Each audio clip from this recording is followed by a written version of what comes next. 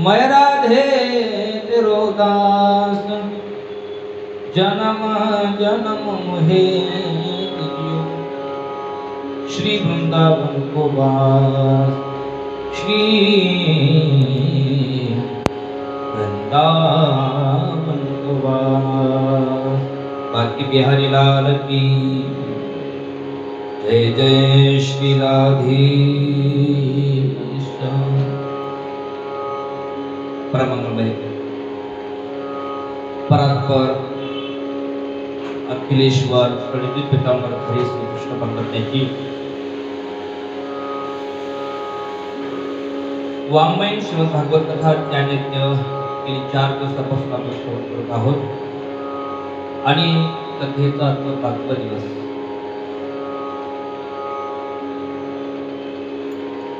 पाचव्या दिवसाची कथा आपण आज श्रवण करत आहोत करणार आहोत।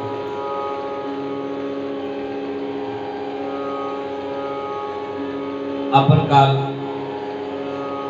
शुकदेव भगवंतांचे काही परीक्षित महाराजचे काही प्रश्न त्याचे उत्तर श्री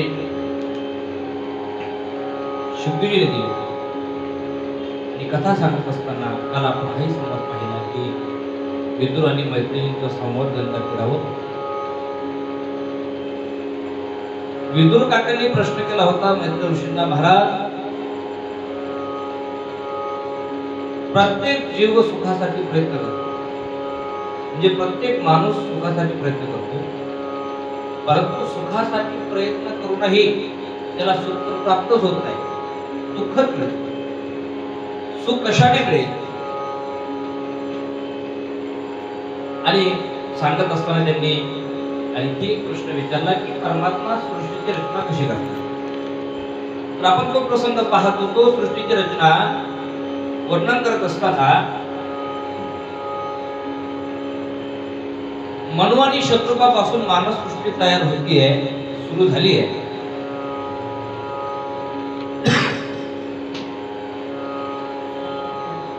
पाच संतान झाली मनु आणि शत्रुपांना। किती? 5।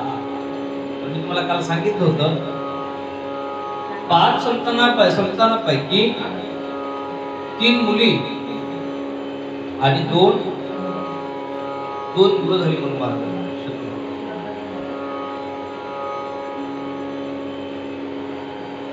आणि या 5 मुलांपासून हा वंश पुढे मानवसृष्टी तयार झाली। तर 3 मुली आणि 2 मुलांपैकी 3 मुलींची जी मधली मुलगी होती तिचा वंश पहिला सांगतात आणि तिथून पुढे कथेला प्रारंभ होतो। तर मी तुम्हाला काल सांगितलं होतं की त्यामुळे तुम्ही बाकी कथा सोडा, पण 3 मुलीचे नाव तरी मला उद्या सांगा।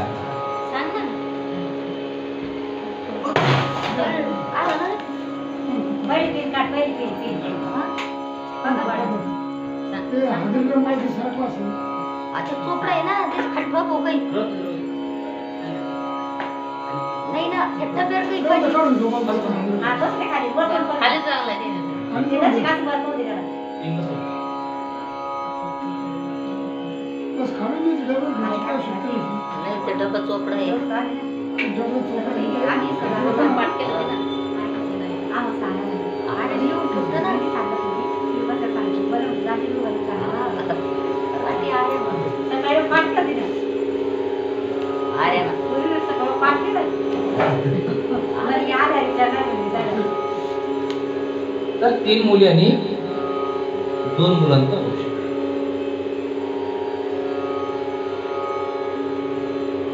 तर 3 मुली कोणत्या कोणत्या? वैष्णवी पहिली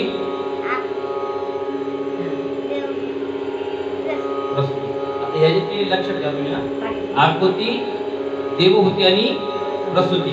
एक लक्षात घेतलं पाहिजे, जी गोष्ट आपण अंतःकरणातून करतो ती गोष्ट माणूस कधी विसरत नाही। आता हे जे 3 पाठ केले नाही ना, हे 3 तुम्ही कधी विचारा, कधी सुद्धा तिच्या कायमस्वरूपी भेट झाली। कायमस्वरूपी म्हणजे आता जी ध्यानातून जात या गोष्टी मी याच्या करता सांगतो की थोडंसं केलं की 3 नाव जरी पाठ झालं तिची आकृती होती, प्रसूती, लहान मुलांची, हे खूप महत्त्वाचं।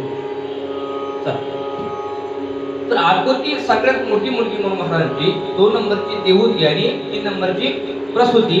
तर त्यातील तिन्ही मुलीतील मधला वंश सांगतात देहूती मातेचा, तो आपण काल पाहिला. तोपर्यंत देहूती मातेचा विवाह कर्दम ऋषी सोबत झाला.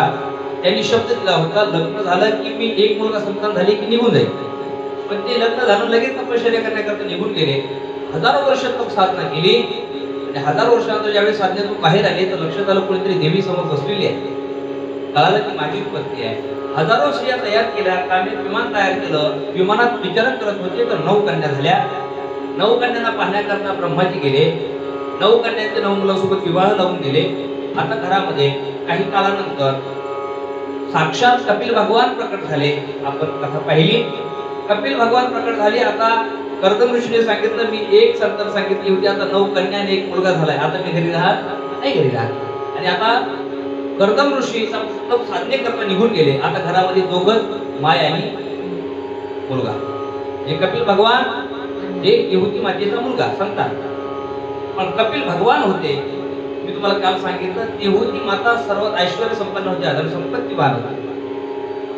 एवढं सगळं असताना सुद्धा त्या मुलाला म्हणजे देवाला विचारतात, म्हणले महाराज सगळं काही आहे पण अज्ञान आहे, हे अज्ञान दूर करा. म्हणजे आता मुलगा साक्षात कपिल भगवान आईचं दुःख दूर करतात. इथपर्यंत आपण आलो होतो. इथून पुढे मी सांगितलं होतं की कपिल भगवान उपदेश करतो राहिला, आई समाधान मिळावं असं वाटत असेल तर सत्संगाशिवाय पर्याय नाही. सतांग प्रसंगांग ममविके संविध हे मी नाही सुखाय कर्माने करोती लोक. आई जीवनामध्ये सुख मिळावं असं जर वाटत असेल ना तर जीवनामध्ये संतांचा संघ हा अत्यंत महत्वाचा आहे. निर्विना निद्राम भूप असत इंद्रिय दर्शन एक संभाव्य मानेना ब्रह्मणामृत मोमत हो. म्हणून गोड उपदेश करतात. सतांग प्रसंगात ममविके संविदो भगवत घेतकर रसायना कथा. संतांचा संग करावा आहे का? कारण संत परमात्म्याची गोड कथा सांगतात, गोड कथा वर्णन करतात. भगवंत घेतकर रसायन, भगवंताची अगदी रसायन कथा कानाला अगदी रसमय करून टाकणारी ती परमात्म्याची कथा. संतांचा महिमा सांगत असताना संत कशा प्रकारचे असतात? अनेक प्रकारे. भगवंत बघा, शुभ भगवान सांगतात परीक्षित, भगवंताला मंदिराच्या मूर्तीमध्ये पाहतो ना तो साधारण भक्त आहे म्हणजे. भक्ताचे प्रकार पहा. देवाला मंदिरात पाहतो तो कसा भक्त आहे? साधारण भक्त आहे.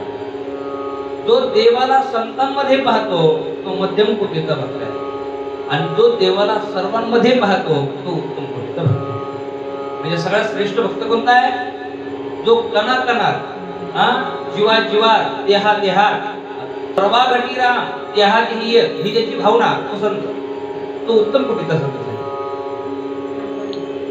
म्हणून ज्याला जीवनामध्ये संतांचा संग झाला आहे, जीवनात कोणत्याही प्रकारची न्यूनता नाही, कमतरता नाही, दुःख नाही, तो सुखरूप आहे. संत संगतीचे काय सांगतो सुख आपणा बारीके संतांसारखं महाराज सुख नाही. म्हणून एक गोड लिहिले पाहिजे सांगतो, जिसे जीवन में मिला सत्संग है उसे हर घड़ी आनंद ही आनंद है. जिसे जीवन में मिला सत्संग है उसे हर घड़ी आनंद ही आनंद है. तुलसी मीरा कभी राधिकाया, तुलसी मीरा कभी राधिकाया, सूरदास ने भी दर्शन पाया. सूरदास ने भी दर्शन पाया. जिनके रोम रोम, जिनके रोम रोम, जिनके रोम रोम बसे कृष्ण चंद्र है उसे हर घड़ी आनंद ही आनंद. जीवनामध्ये ज्याला सत्संग प्राप्त झाला त्याच्या जीवनात कोणत्याही प्रकारचा दुःख राहत नाही, न्यूनता कमतरता राहत नाही. म्हणून आई संतांचा संग हा जीवनामध्ये अत्यंत आवश्यक आहे. हे बघा, जीवनामध्ये काही गोष्टी अनावश्यक आहेत, अत्यावश्यक नाही, पण तरी देखील माणसाला त्या गोष्टी अत्यावश्यक वाटतात. जीवनामध्ये काही गोष्टी कशा आहेत, अनावश्यक आहेत, त्याची काही गरज नाही. जीवनामध्ये काही गोष्टी अशा आहेत की त्याची काहीही गरज नाही, तरी देखील माणसाला कशा वाटतात, अत्यावश्यक वाटतात. मला सांगा, आता हे जे टीव्ही आहे, बरेच काही गोष्टी अशा की त्या माणसाला काही गरज नाही, नसल्या तरी चालतं. जिवंत मोबाईल आहे, ठीक आहे, मोबाईल बोलण्याकरता लागतो, म्हणजे त्यामध्ये डाटा असलाच पाहिजे का? म्हणजे याची काही गरज नाही. म्हणजे असं आहे का, मोबाईल मध्ये डाटा असलाच पाहिजे, तर डाटा नसेल तर त्याचं जीवन सुखाचं होऊ शकत नाही. असं काहीच नाही. पण तरी सुद्धा माणसाला ते अत्यंत आवश्यक वाटतं. एवढं आवश्यक वाटतंय की असं वाटतं ते जर नसलं तर काय व्हिडिओ होईल माणसाला. डाटा जर नसेल तर व्हिडिओ. अरे एक सिम कार्ड बघाच कंपनीचं भलं आहे, माणसं विचार करतात. एक सिम कार्ड फ्री होतं, आपल्या समोर आहे. फ्री म्हणून अख्ख्या भारताने सिम घेतलं. अगोदर फ्रीज होत, नंतर 150, 100ला काय झालं, नंतर 150, नंतर 200, 199, नंतर महाराजांना 300 रुपयाला झालंय.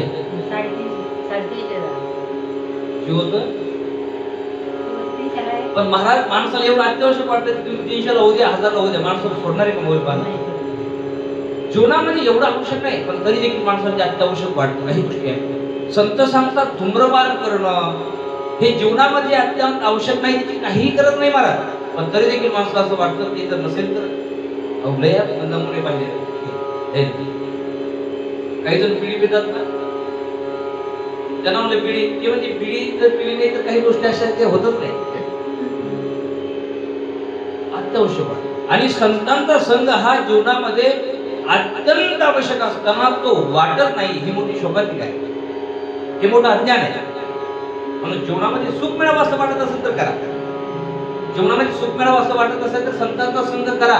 तुम्ही म्हणतो माझं तसे संत नाहीये, अरे तशा संतांकडे जाण्याची गरज नाही. ते संत, अरे तुम्ही सांगितलं का जगद्गुरु खूप बरं आहे, माऊली ज्ञानोबा आहे, फोटो आणा. तुम्हाला वेगळा सत्संग करायची गरज नाही. कोण म्हणतो तुम्हाला संत शोधत जाते, काही गरज नाही. मला तुम्हाला सांगू, आपली भावना जर शुद्ध असेल, भावना जर निर्मळ असेल, अंतःकरण जर शुद्ध असेल, तर तुम्हाला संतांकडे जाण्याची गरज नाही. संत आपोआप तुमच्याकडे येतील. महाराज असे अनेक उदाहरण आहेत. ध्रुवजी महाराजांचं वय फक्त 5 वर्ष होतं. किती? 5 वर्ष. ध्रुवजी महाराजांचं वय फक्त 5 वर्ष आणि बापाच्या मांडीवर बसायचं एवढी इच्छा होती. पण उत्कंठा पहा, एवढी भयंकर उत्कंठा होती ध्रुव महाराजांची. परिणाम असा झाला, जगातील सगळ्यात मोठे संत, प्रथम श्रेणीचे, प्रथम क्रमांकाचे संत नारदजी हे स्वतःहून आले भेटण्याला. म्हणून असं काहीच नाही. आपली उत्कंठा असेल तर आपोआप होईल. पण आई लक्षात घ्या, सुख मिळावं असं वाटत असेल, समाधान मिळावं असं वाटत असेल, अज्ञान दूर व्हावं असं वाटत असेल तर श्री गुरु एव द्यायचं, संतांकडे जावंच. काय करतात तरी हे संत? आई ते ज्ञान पैगा बरवे, जरी म्हणे आधी आणावे, तरी संताया बजावे सर्वस्वी. ज्ञानोबा सुद्धा वर्णन करतात, अरे ते ज्ञान, अरे ज्ञान तुमच्याकडे आहे.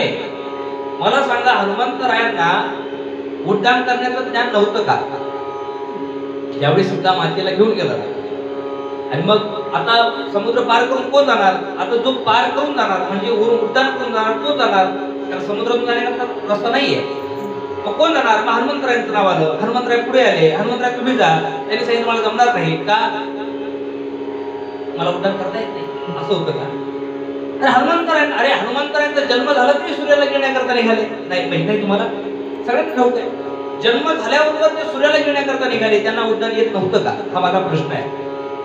मग ज्यावेळेस सीतामातेला न्यायचं त्यावेळेस हनुमंतराय का पुढे येत नाही?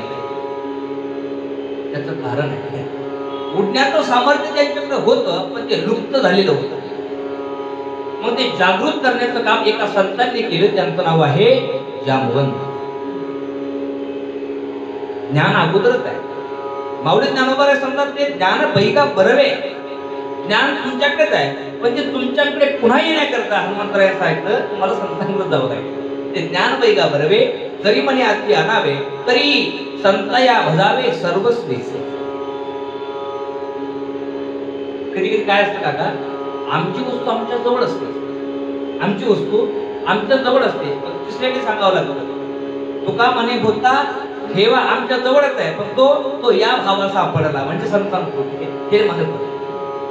काही गोष्टी आमच्या जवळ असतात पण तिथं अज्ञान होतं आणि तिथं ज्ञान कधी कधी असं होतं पा. काही गोष्टी अशा चष्मा असतो पा, अनेक प्रकारचे चष्मा असतो. कधी कधी चष्मा डोळ्याला असतो, कधी कधी चावी हातात असते, शोधतो ना आपण. असं बऱ्याचदा होतं. म्हणजे ते सगळे सांगावं लागतं चावी तुझ्या हातात आहे किंवा चष्मा तुझ्या डोळ्याला आहे. एक खूप गोड उदाहरण दिलं जातं पहा. आमची गोष्ट आमच्या जवळ असते पण तिथं ज्ञान करून घेण्याकरता दुसऱ्याकडे जावं लागतं. पूर्वीचा काळ होता पहा आणि आताही ते पूर्वी येतात ना ते सकाळी सकाळी रात्री फिरतात. आता ते फिरतात की कोणी पाहिले नाही, कारण एवढा कोणाला वेळ बाहेर खेळतो की पाहण्याकरता जागी राहा म्हणून फिरत नाही, पण ते मारण्याकरता येतात कधीतरी. हा येतात ना. तो पूर्वी फिरायचा, जागी राहा म्हणून फिरायचा.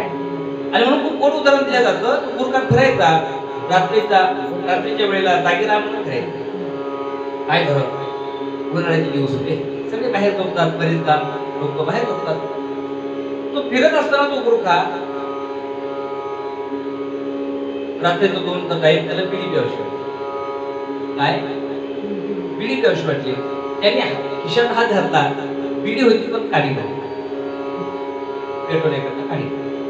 त्याला असं वाटतं सगळं बाहेर झोपलेले जवळ माणसं, कोणाकडे तरी जावं आणि त्याच्याकडून काढी.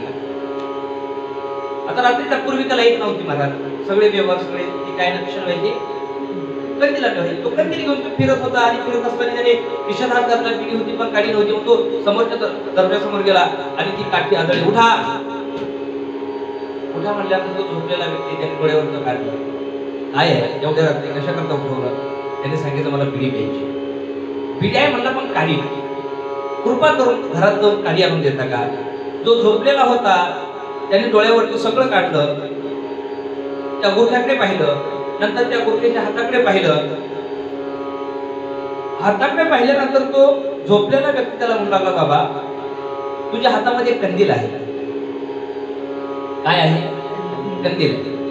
तो कंदील पेटत आहे. ज्या रात्री फिरतो त्या कंदील कसा आहे? पेटतो आहे. तुझ्या हातात कंदील आहे, तो कंदील पेटतो आहे, तुझ्या हातात बिडी आहे. हे सगळं तुझ्याकडे असताना तू एवढ्या रात्री मला कशा करता उठवलं? झोपलेलं व्यक्ती म्हणू लागला. गुरख्याने सांगितलं हे सगळं सांगण्याकरता उठवलं. लक्षात आलं का?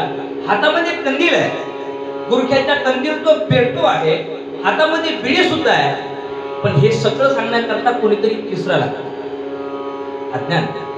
तसा महाराज हा देह आहे आणि हा आत्मा आहे, हे सगळं खरं आहे, पण हे सांगण्याकरता कोणीतरी तिसरं लागतं. हे तिसरे म्हणजे संत असतात. त्या संतांकडे गेल्याशिवाय, म्हणून वेद सांगतोय, मी सांगत नाही, वेद सांगतो. तुम्हाला जर समाधान पाहिजे असेल तर तुम्हाला गुरुंकडे संतांकडे जावंच लागेल. श्री गुरु एव अधिगती. तुम्हाला सांगू, जगद्गुरु मला सांगा, जगद्गुरु तुकोबराय यांना बाबाजी चैतन्य यांनी स्वप्नामध्ये गाठ पडेपर्यंत तुकोबरायांना देवाचं नाव माहिती नव्हतं का, असं मला वाटतं? मी जे बोलतो करते ना, जगद्गुरु तुकोबराय यांना बाबाजी चैतन्य यांनी स्वप्नामध्ये रामकृष्ण हरी मंत्र दिला माहिती आहे. मग तो मंत्र देण्याच्या अगोदर त्यांना देवदेव माहिती नव्हतं का? असं म्हणून नाही का? अरे सापडिले वाटे जाता, म्हणजे गंगास्नानचं कोपरे करत होते त्या अगोदर, म्हणजे देवदेव त्यांचा चालूच होता ना. देवदेव चालू होता, पण लक्षात घ्या, जोपर्यंत स्वप्नामध्ये येऊन रामकृष्ण मंत्र दिला नाही तोपर्यंत त्यांचा मार्ग पूर्ण झाला नाही आणि पूर्णत्वाला किंवा कृष्ण नावाचा उपदेश निवृत्तीनाथ महाराजांनी ज्ञानोबरायांना करेपर्यंत ज्ञानोबरायांना सुद्धा ज्ञानेश्वरी लिहिता आली नाही. काय गंमत आहे ना? किंवा एक लक्षात घ्या, नामदेवरा माहिती? नामदेवरा आहे संत श्रेष्ठ नामदेवरा माहिती आहे? संत श्रेष्ठ नामदेवरा म्हणजे देवाचे सगळ्यात लाडके होते, सगळ्यात लाडके. कारण तिथेच राहते पंढरपूरला. पण एक लक्षात घ्या, जोपर्यंत नामदेवरा यांना विसोबा खेचराने ज्ञानाचे धडे दिले नाही तोपर्यंत त्यांना सुद्धा देव कोण आहे, मी कोण आहे याचं ज्ञान झालं. संत काय करतात, मी कोण आहे याचं ज्ञान करतात. आता आपल्याला जर विचारलं तुम्ही कोण आहात, तुम्ही लगेच सांगेल मी कृष्ण आहे. पण हे सगळ्यात मोठं मूर्खपणे आहे. मी कृष्ण आहे असं म्हणणं हे सगळ्यात मोठं मूर्खपणे, हे अज्ञान आहे. मी कोण आहे तुम्ही संतांना विचारा, तुम्ही कोण आहात संतांना विचारा, तुम्ही कोण आहात. संत म्हणतात मी वासुदेव तत्पथा, मी वासुदेव तत्पथा, कळू येईल विचारिता, कळू येईल विचारिता. आपल्याला विचारा तुम्ही कोण आहात. आम्ही म्हणू आम्ही कृष्ण आहे, अमुक आहे तमुक आहे वगैरे काय म्हणायचं. पण संतांना विचारा तुम्ही कोण आहात, ते म्हणतात मी वासुदेव. मी कोण आहे. आणि हे ज्ञान कधी होतं, जेव्हा संतांकडे जाऊ तेव्हा. संत हेच करतात महाराज. हा गोड उपदेश दिला महाराज. मुलगा आईला उपदेश दिला, आई समाधान मिळावं असं वाटत असेल तर संतांच्या संघाशिवाय मजा नाही. वैष्णवा संगती सुख वाटे दिवा, आणि कमी देवा काही देवे, संतांशिवाय सुख नाही. आणि म्हणून खूप गोड वर्णन आहे. अहम सर्वेषु भूतेषु भूतात्मा वस्तित सदः, तम वज्ञाय मां वर्ते कृतिर्जा विडंबनः. कपिल भगवान सांगतात आई मी आत्मस्वरूपाने सर्व जीवामध्ये राहतो. जो मला सर्वात पाहत नाही त्याची पूजा म्हणजे राखेत हवन केल्यासारखे. आई जो मला सगळ्यात पाहत नाही, तो फक्त मंदिरामध्ये पाहतो आणि इतरांना शिवाय देतो, काय काय बोलतो, काय काय लबाडे करतो, काय त्याचं पूजन करणं, त्याचं देवदेव करणं म्हणजे राखेत हवन केल्यासारखं. मजा आई संसारात सुख नाही मला. आई ते सांगितलं मी अज्ञान दूर करावं यासाठी तुम्हाला तुमच्या संसारामध्ये सुख.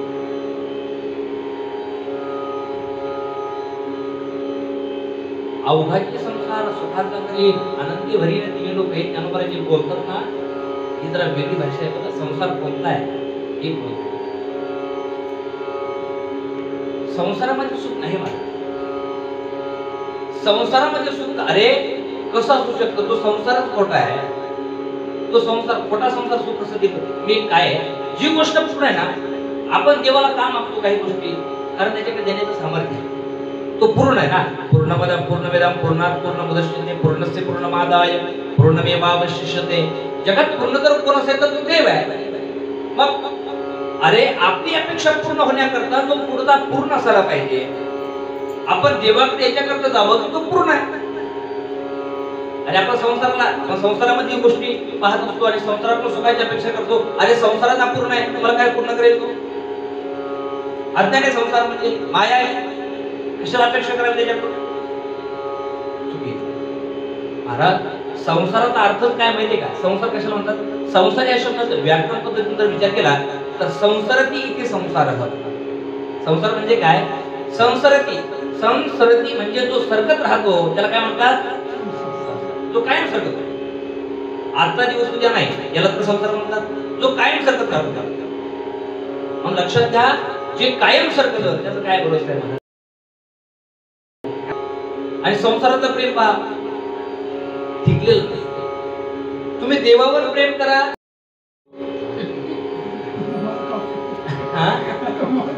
आता फेकून पहा ना. मग एक लक्षात घ्या. तर किती वर्ष गेले मध्ये. अरे आता सोडा लग्न झाल्यानंतर 2-4 वर्ष नाही, दोन वर्षानंतर फेका. काय हिंमत फेकायची. बायको तरी फेकेल, नवरा सहन करू शकतो. मला काय सांगायचंय संसाराचा प्रेम हे टिकणार नाही. हे कुणाचं टिकलं नाही आतापर्यंत. म्हणून सुख ते टिकणार आहे ते देवाचं. तुम्ही हेच प्रयत्न देवासाठी करा. ते सुख कधी मावळणार नाहीये, कधी संपणार नाही. म्हणून खूप गोड उपदेश केला.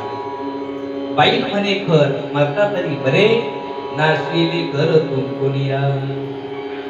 ज्या बायकोच्या गुळण्या स्वीकारल्या, ज्या बायकोच्या नवऱ्याच्या गुळण्या स्वीकारल्या, ज्या बायकोसाठी रात्रीचा दिवस दिवसाची रात्र केली, ज्या नवऱ्यासाठी रात्रीचा दिवस दिवसाची रात्र केली, कष्ट केले, त्यांचेच महाराज शब्द आहे. बाई म्हणे खर. बाई म्हणजे बायको म्हणे घर म्हणजे गाढव. बायको म्हणते हे गाढव मेलं तर बरं होईल का? थुंकून थुंकून घराचा नाश. म्हणून संसारातल्या सुखाला बळी पडू नका. सुखाची अपेक्षा करत असाल, सुख मिळावं असं वाटत असेल तर त्या सुखासाठी प्रयत्न इकडे करा. बाकी संसार तुमचा घालू द्या, चांगलं आहे, ठीक आहे, त्याची गरज आहे, ते ब्रह्मदेवाचं काम आहे, सृष्टीचा विस्तार करायचा आहे. पण लक्षात ठेवा, हे सगळं करत असताना सुख हा शब्द ज्या ज्या वेळेस आठवेल त्या त्या वेळेस संसारातून अपेक्षा करू नका. सुख याच्याकडे पहा, हाच बाबा सुख देऊ शकतो, तो टिकणार. म्हणून संसार करत असताना संसार सोडा असं कोणत्या संतांनी सांगितलं नाही. आसोनी संसारी जिभे बेगू करे. संसारी असावे पण आसोनी नसावे. आम्ही परमार्थामध्ये असावे पण आसोनी नसावे असं असतं. ते उलट आहे. आम्ही परमार्थात फक्त असतो सगळं असतो संसारामध्ये, व्यवहारात. पण सुखाची मला एकच शब्द सांगायचं आहे मध्ये, सुख हा ज्यावेळी शब्द येतो, आनंद, सुख, समाधान हे शब्द ज्यावेळेस तुमच्या कानावर येतील त्यावेळेस इकडे पाहायचं, याच्याकडेच प्रयत्न करायचा. संसार भगवंताचा लीला मंच आहे. संसार म्हणजे परमात्म्याचा कोणता मंच आहे? रामलीला असते किंवा आता चित्रपट. संसार करत असताना असा करावा, संत सांगतात काका जिंकावा संसार. काही लोक घाबरतात संसाराला घाबरायचं नाही, जिंकावा. मग कसा? संसार करत असताना आम्ही कशासाठी आलो हे विसरायचं नाही. कधी विसरायचं? तुम्ही चित्रपट पाहता पाहिला सगळ्यांनी चित्रपट पाहिला. बरं, चित्रपट पाहत असताना त्या चित्रपटामध्ये काम करणारे जे लोक आहेत ते लोक मग कोणत्या स्वरूपात असेल, कोणी राम असेल, कोणी सीता असेल, किंवा आता चित्रपट काही असेल, ते काम करताना मी राम आहे असंच करतात. पण कुठपर्यंत? चित्रपट पूर्ण होईपर्यंत. चित्रपट झाला की ते काय म्हणतात का, आता सलमान खानने बरेच कामं केली आहेत, बजरंगी भाईजान केलंय. मग तो चित्रपट झाल्यानंतर बजरंगी भाईजानच राहिला की सलमान खान? बजरंगी भाईजान कुठपर्यंत? चित्रपट होईपर्यंत. चित्रपट झाला की मग तो बजरंगी भाईजान नाही, कोण? सलमान. तो विचारतो मी तिथपर्यंत, मी हा लीला मंच आहे ना, मी फक्त तेवढ्या पुरतच मी ते होतो, मी खरा कोण आहे? तोच आहे. तसं एक लक्षात घ्यायचं, हे संसार म्हणजे परमात्म्याचा लीला मंच आहे. परमात्म्याने आपल्याला एक कॅरेक्टर दिलेलं आहे.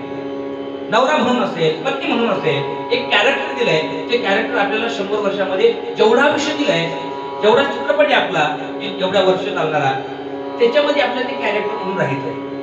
आणि ते संपलं की मी कोण आहे, मी कशासाठी आलो हे विसरायचं नाही. हा लीला म्हणजे महाराज असं काम, आणि काम असं करावं, संसार असा करावा की न कोणी हसावे. मी म्हणतो जिंकावा संसार. अरे संसार एवढा गोड करा. पण संसार करत असताना मी कॅरेक्टर करतोय हेच आहे लक्षात ठेवा. मी सगळं करतोय हे डोक्यातून काढा, मग मरणार म्हणजे दुःख होणार. लीला म्हणजे काही लोक असे काम करतात महाराज चित्रपटामध्ये, आपल्याला माहिती असतं, यांचं नाव माहिती असतं, चित्रपट पाहायला म्हणजे आपल्या डोळ्यातून धारा येतात. काय त्यांचं काम म्हणा, काय कॅरेक्टर पकडलं त्यांनी, आपल्या डोळ्यातून धारा लागतात चित्रपटामध्ये. अनेक चित्रपट पाहिले तुम्ही, मराठी असेल, हिंदी असेल, पाहिलेत ना. आपण पाहत असताना असं वाटतं की हे खरोखरच आहे, तरी आपल्याला माहिती आहे खोटं आहे. माहित नाही का आपल्याला चित्रपट म्हणजे खोटाच असतो, कहाणीच असते. हे माहित असताना सुद्धा आपण रडतो, याला काय म्हणतात, कॅरेक्टर काय केलं भारत त्याने. तसा संसार सुद्धा असा करा की लोकांनी वावा म्हणावं. पण हे करत असताना मी आलो कशासाठी, देवाने मला पाठवलं कशासाठी, आणि मी शाश्वत कोण आहे हे विसरू नका. बस झालं चल. आणि मग कोण असा उपदेश कपिल भगवान करतात. त्यानंतर देवहूती माता गंगासागर येथे समाधी घेते, आणि आईची समाधी घेतल्यानंतर साक्षात कपिल भगवान सुद्धा त्या गंगासागर येथे समाधी घेतात. बोले कपिल भगवान की. आता एक बोल किंवा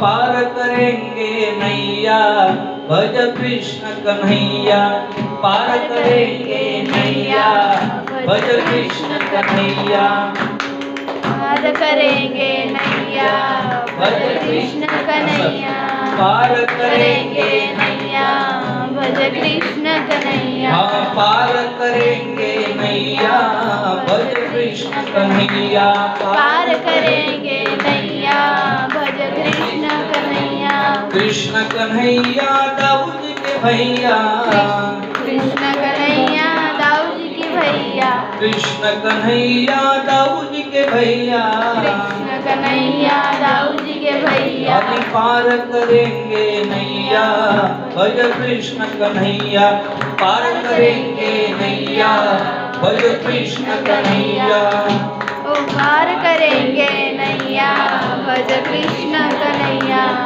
पार करेंगे नैया भज कृष्ण हम कन्हैया बाल कृष्ण गोपाल हमारो बाल कृष्ण गोपाल हमारो बाल कृष्ण गोपाल हमारो बाल कृष्ण गोपाल हमारो ब्रजवासिन को प्राण सो प्यारो ब्रजवासी को प्राण से प्यारो अरे आनंद महर को छैया भज कृष्ण कन्हैया पार करेंगे नैया भज कृष्ण कन्हैया पार करेंगे नैया भज कृष्ण कन्हैया हम ग्वाल बाल संग धेनु चरावे ग्वाल बाल धेनु संग चरावे ग्वाल बाल संग धेनु चरावे बाल संग धेनु चरावे हाँ लुट लुट दही माखन खावे लुट लुट दही माखन खावे हरि माखन चोर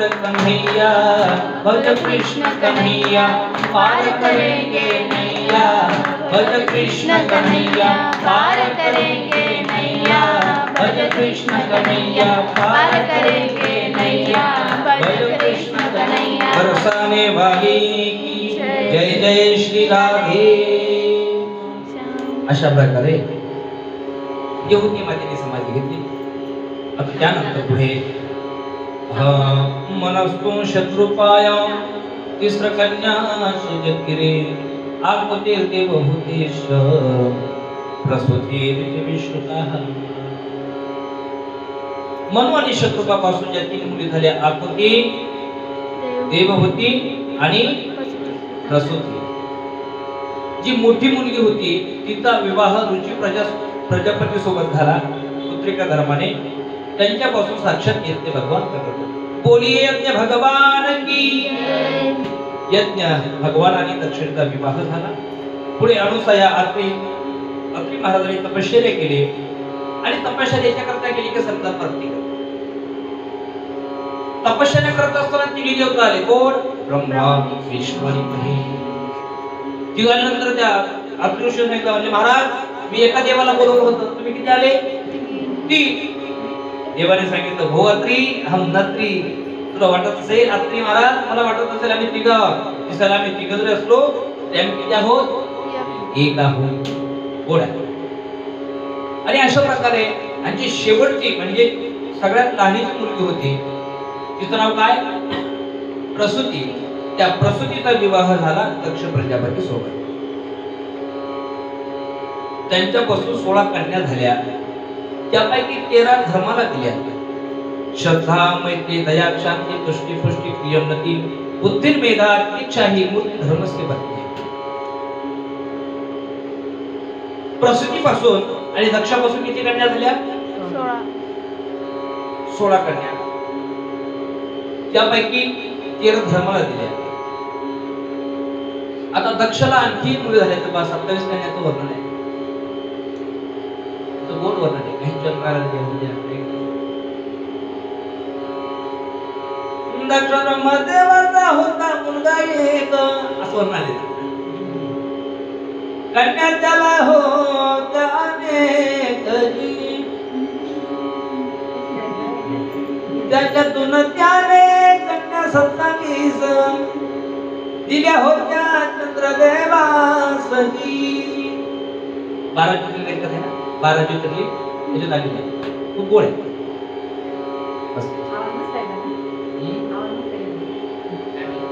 हा स्वर छान आहे. ऐकली इच्छा जर नसली माणसाला तरी माणसाला ते ऐकवा. खूप गोड आहे. 12 ज्योतिर्लिंगाची कथा सांगितली. ते स्वर्गीय सोमनाथापासून सुरू ते कसं कसं धन कुठलं खूप गोड आहे. आपल्याला वेळ कमी असल्यामुळे आपण ते शिवपुराण कथेमध्ये येतो खूप गोड आहे. तर ज्या दिवशी वेळ मिळाला म्हणून आपण ते काय. आणि मग दक्ष प्रजापती आणि प्रसूतीपासून 16 कन्या झाल्या, त्यापैकी 13 धर्माला दिल्या आणि ज्या राहिलेल्या 3 त्यापैकी एक महादेवाला आहे. तिचं नाव सती. सती सती महादेवांना दिली आणि इथपर्यंत शुद्ध भगवान चरित्र सांगतात आणि पुढे लगेच पुढचा प्रसंग घेतात. त्यावेळेस परीक्षित महाराज सांगतात, महाराज तुम्ही लगेच उडी मारली म्हणले. हे पुढे प्रसूतीपासून महादेवांना कोणती मुलं झाली ते सांगितलं नाही. त्यांनी सांगितलं त्यांना मुलंच झाली नाही. का झाली नाही? आणि मग आता ते घडलेला प्रसंग सांगतात. सती मातेला संतान का झाली नाही, भगवान शंकराला का झाली नाही, तर ते कारण सांगतात. काय झालं, हा जो दक्ष होता ना ब्रह्मदेवाचा मुलगा, ब्रह्मदेवाने काय केलं, या दक्षाला प्रजापती पद दिलं. प्रजापती आताच्या भाषेत प्रजापती म्हणजे सभापती. प्रजापती म्हणजे सभापती बनवलं त्याला. कुणाला? दक्षाला. झालं उन्मत्त आहे.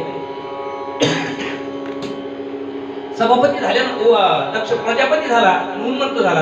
आता काय करायचं महाराज, हा सगळ्यांना म्हणजे मान सन्मान मिळण्याकरता काय असं महाराज काही आलं माणसाला अभिमान होता.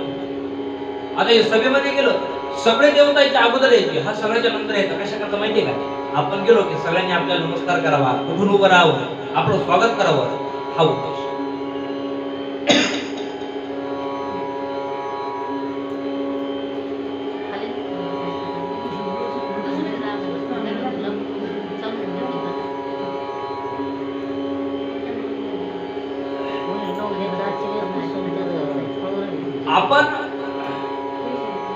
आपण आल्यानंतर सगळ्यांनी उठून नमस्कार करावा हीच अपेक्षा बरं का. एवढा उन्मत्त झाला तो दक्ष. एक दिवस काय झालं, या सगळ्या सभेमध्ये भगवान विष्णू, भगवान महादेव आणि ब्रह्माजी हे तिघेही उपस्थित होते. आता हा नेहमीप्रमाणे आला, उन्मत्त छाती करून प्रजापती होता ना, हा गादीवर बसला. हा काय करायचा, दक्ष आला की पाहायचा, सगळ्यांनी पाहायचं, मग सगळे नमस्कार वगैरे करायचे, दर्शन घ्यायचे. सगळ्यांकडे पाहिलं महाराज दक्षाने, सगळे उभे राहिले, पण हे 3 ते उभेच राहिले नाही. कोण? ब्रह्मा, विष्णू आणि हे बसलेले होते. याने सगळ्यांकडे महाराज नजर घुमवली, सगळे नमस्कार करतात. हे 3 बसलेले राग आला महाराज. हे म्हणले मूर्ख, अरे सभेचे काही नियम असतात. प्रजापती आल्यानंतर सगळे उठून नमस्कार करायचा असतो. सगळे विसरला. अरे पण तुम्हाला काय करणार, तुमचं राहणं अमंगळ, खाणं अमंगळ, सगळंच अमंगळ आहे, कपडे अमंगळ. महाराज तो दक्ष एवढा बोलायला लागला, सगळे देवता एकमेकांना माझं नेमकं झालं काय. दक्षिण सांगले, इकडे तिकडे काय माझा, तू दिसत नाही म्हणतो शंकर. वा, शंकर म्हणजे दक्षाचा जावाई. कोण? जावाई. लोक विचार करतात, जावायला एवढं एवढ्या शिवाय येऊ लागला. अरे इथं राहणं अमंगळ म्हणले, काय करणार याला सभेची नियम, काय करणार, राहतो डोंगरात कैलासामध्ये राहतो, स्मशानामध्ये राहतो, याला सभेची काही आहे का, जाणीव आहे का, नियम माहिती आहे का. एखाद्या विचार का तुम्हाला सगळं माहिती, मग तुमची मुलगी का दिली त्यांना. तुम्ही जर एवढं अमंगळ म्हणता ना, मग एवढं अमंगळ होते तर तुमची मुलगी कशा करतात. अरे कुठे माझी मृगलोचनी कन्या, कुठे हा शंकर म्हणले मरकटासारखं तोंडाचा, तुम्ही का दिली.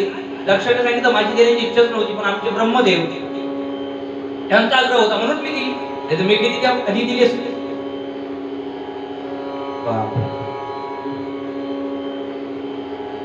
दक्षाने सांगितलं विष्णू माझे आजोबा आहे, ब्रह्माजी माझे पिता आहे, हे नाही उठले तरी चालेल, पण हा जावई आहे ना, जावई म्हणजे मुलासारखा असतो. जावई मुलासारखा असतो, जावई म्हणजे मुलासारखा असतो, याने नमस्कार करायला पाहिजे. महाराज शिवाय आता नंदी बाबाला सहन होईल वे, महादेवांना एवढं बोललेलं नंदी बाबाला सहन होईल. लगेच नंदी बाबा उठले, हे दक्षा एवढा उन्मत्त झालाय, प्रजापती मत मिळायला उन्मत्त झालाय, लक्षात ठेव. एक शब्द जर काढला तर गाठ भाज्याशी शाप देऊ लागला. दक्ष त्याला शाप देऊ लागला, नंदी शाप देऊ लागला. शंकराने सांगितलं भोलेनाथ, भोलेनाथ म्हणजे क्षणी दृष्टा कृष्णाकृष्ण अक्षरे भोलेनाथाने सांगितलं नंदी बाबा हे आमचे सासरे आहेत आणि सासऱ्याचे बोलणे सगळ्यांनाच खावं लागतं. फरक एवढा आहे, काही लग्न झाल्याबरोबर खातात, काही उशिरा खातात. हे आम्ही आमचं पाहून म्हणजे तुम्ही याच्यामध्ये काहीही म्हणजे येऊ नका, आमचं पाहून. पण दक्षाने तिथं शब्द दिला या अमंगल शंकराला मी कोणत्याच यज्ञात भाग देणार नाही. झाली सभा झाली, निघून गेली, घरी निघून गेली. पण एक लक्षात घ्या, एवढे शंकराला बोलले दक्ष महाराज म्हणजे सासरा एवढे जावायला बोलले. आता जर जावई असते बाकी नंतर बोलले असते काय, अगोदर मुलीला कडून दिलं असतं, अगोदर जा बापाने काय. पण महाराज शंकर एवढं प्रेम होतं महाराज सती मातेवर आणि विश्वास एवढा होता, त्यांना माहित होतं यातला एक शब्द जर सतीने ऐकला तर सती जिवंत राहणार नाही. हे भगवान शंकर माहित असल्यामुळे भगवान शंकर एवढे सासरे बोलले पण एक शब्द सांगण्याचं धडा सुद्धा केलं नाही. पण दक्षाने शब्द दिला होता मी याचा अपमान करेल, याला कोणत्याच यज्ञात बोलवणार नाही. आणि म्हणून महादेवांच्या जिद्दीवर या दक्षाने हरिद्वार या क्षेत्राच्या ठिकाणी मोठ्या यज्ञात आयोजन सगळ्यांना बोलवलं महाराज, सगळ्यांना, ज्यांचा अधिकार नव्हता अशांना सुद्धा तिथे भाग दिला. पण देवादिदेव महादेव या निमंत्रणातून वंचित नाही. आता या सगळ्या जगाला माहिती होतं महाराज की सासऱ्याच्या माहिती भांडण झालेलं आहे. पण महाराज मधल्या माणसाने एवढा आनंद येतो ना भांडणं पाहिला, मधली आणायला पाहिजे. कोणाचे भांडणं झाले की मधल्याला फार आनंद येतो महाराज. आम्ही देवतांना माहिती होतं. मग ज्या दिवशी यज्ञ होता ना, आता त्यांचे विमान जाण्याकरता परत रस्ता होता, खूप मोठा आकाशमार्ग आहे, कुठून सुद्धा जात होते, जाऊ शकत होते. पण नाही, त्या दिवशी सगळ्या देवतांची विमान हे कैलासावरूनच. कारण शंकराने पाहावं आणि विचारावं कुठे निघाला. तरी महाराज भगवान शंकर कैलासावर बसलेले साधनेमध्ये सगळं दिसतं. भगवान शंकरला कळतं सगळं काय चालू आहे. असं ती माता पाहायच्या पुढे होत्या, सगळ्यांची विमान चालले, तरी सगळ्यांची विमान डोक्यावरून जायचं. पार्वती सती मातेच्या हे विचारलं, तरी एका देवीने विचारलं कुठे निघाला. साहजिक आहे ना, जास्त तर विमानं जाऊ लागले तर मग माणसाला प्रश्न पडतो की आपल्या माहेरकडे झाले ना, कशासाठी चालले. म्हणून पार्वती सती मातेने सहज विचारलं की इकडे आमच्या पित्यांच्या गावाकडे राज्याकडे तुम्ही कशा करता निघाला. आणि देवी याचीच वाट पाहत होती, कोणीतरी विचारावं. तुला माहित नाही काय, अरे तुमच्या बापाने म्हणजे पित्याने मोठे यज्ञाचं आयोजन केलंय, तुम्हाला माहित नाही. सती मातेने सांगितलं नाही नाही म्हणावं. मग काय देवीने महाराज काय सांगावं. सती माता विचार करते माझ्या पित्याने यज्ञ ठेवला आम्हाला निमंत्रण, असं कसं होऊ शकतं. पण सती मातेने विचार केला आता आपल्या बापाकडे मोठं पद मिळालं, कार्य वाढलंय आणि कार्य वाढल्यामुळे काम पण वाढलंय, मोठं काम आहे. एखाद्या वेळेस असं विसरून कधी कधी असं होतं महाराज, जवळचे विसरून जातात. कधी कधी मोठं कार्य असतं आणि अगदी जवळचे विसरून जातात, तसं झालं असेल. आणि म्हणून सती माता आता भगवान शंकर उठण्याची वाट पाहत. भगवान शंकर वाट पाहत उठण्याची. काही काळात भगवान शंकराची समाधी उत्थान झाली आणि सती मातेकडे पाहत सती मातेने विचारलं महाराज तुला माहितीये का हे विमान कुठे निघाले. नाही, एरवी बायका माहेरचं वर्णन करणं कधी सोडित. माझं माहेर असं, माझं माहेर तसं, माझ्या माहेरचे असे. महाराज त्या थकतच नाहीत, महाराज त्या दमत नाही त्या महाराज माहेरचं वर्णन. पण आज माझं माहेर म्हणणारी, माझा बाप म्हणणारी सती आज भाषा चेंज झाली, बदलली भाषा. त्यांना माहिती होतं आज एक तर निमंत्रण नाहीये आणि जर माझा बाप माझं माहेर म्हणलं तर मग जाण्याची सोयच नाहीये. सती मातेचे शब्द पहा. सती माता म्हणतात स्वामी तुम्हाला माहितीये का तुमच्या सासरला, माझ्या माहेरला म्हणणारी सती माता म्हणते तुमच्या सासरला तुमच्या सासऱ्याने यज्ञाचं नियोजन केलं, आता केलं पाहिजे. भगवान शंकराने सांगितलं देवी तुला माहित नाही काही गोष्टी अशा आहेत, काही कार्य असे असतात की तिथे न बोलवता जाऊ, न बोलवता जाऊ. आणि काही कार्य असे असतात की तिथे नाही बोलवलं तरी. कथा चालू आहे, कीर्तन चालू आहे, नामचिंतन चालू आहे, अशा ठिकाणी नाही बोलवलं तरी जाऊ. बाकी तिथे व्यावहारिक कार्यक्रम असतात तिथे जाऊ नये, बोलवल्याशिवाय जाऊ नये फजिली होते. आपण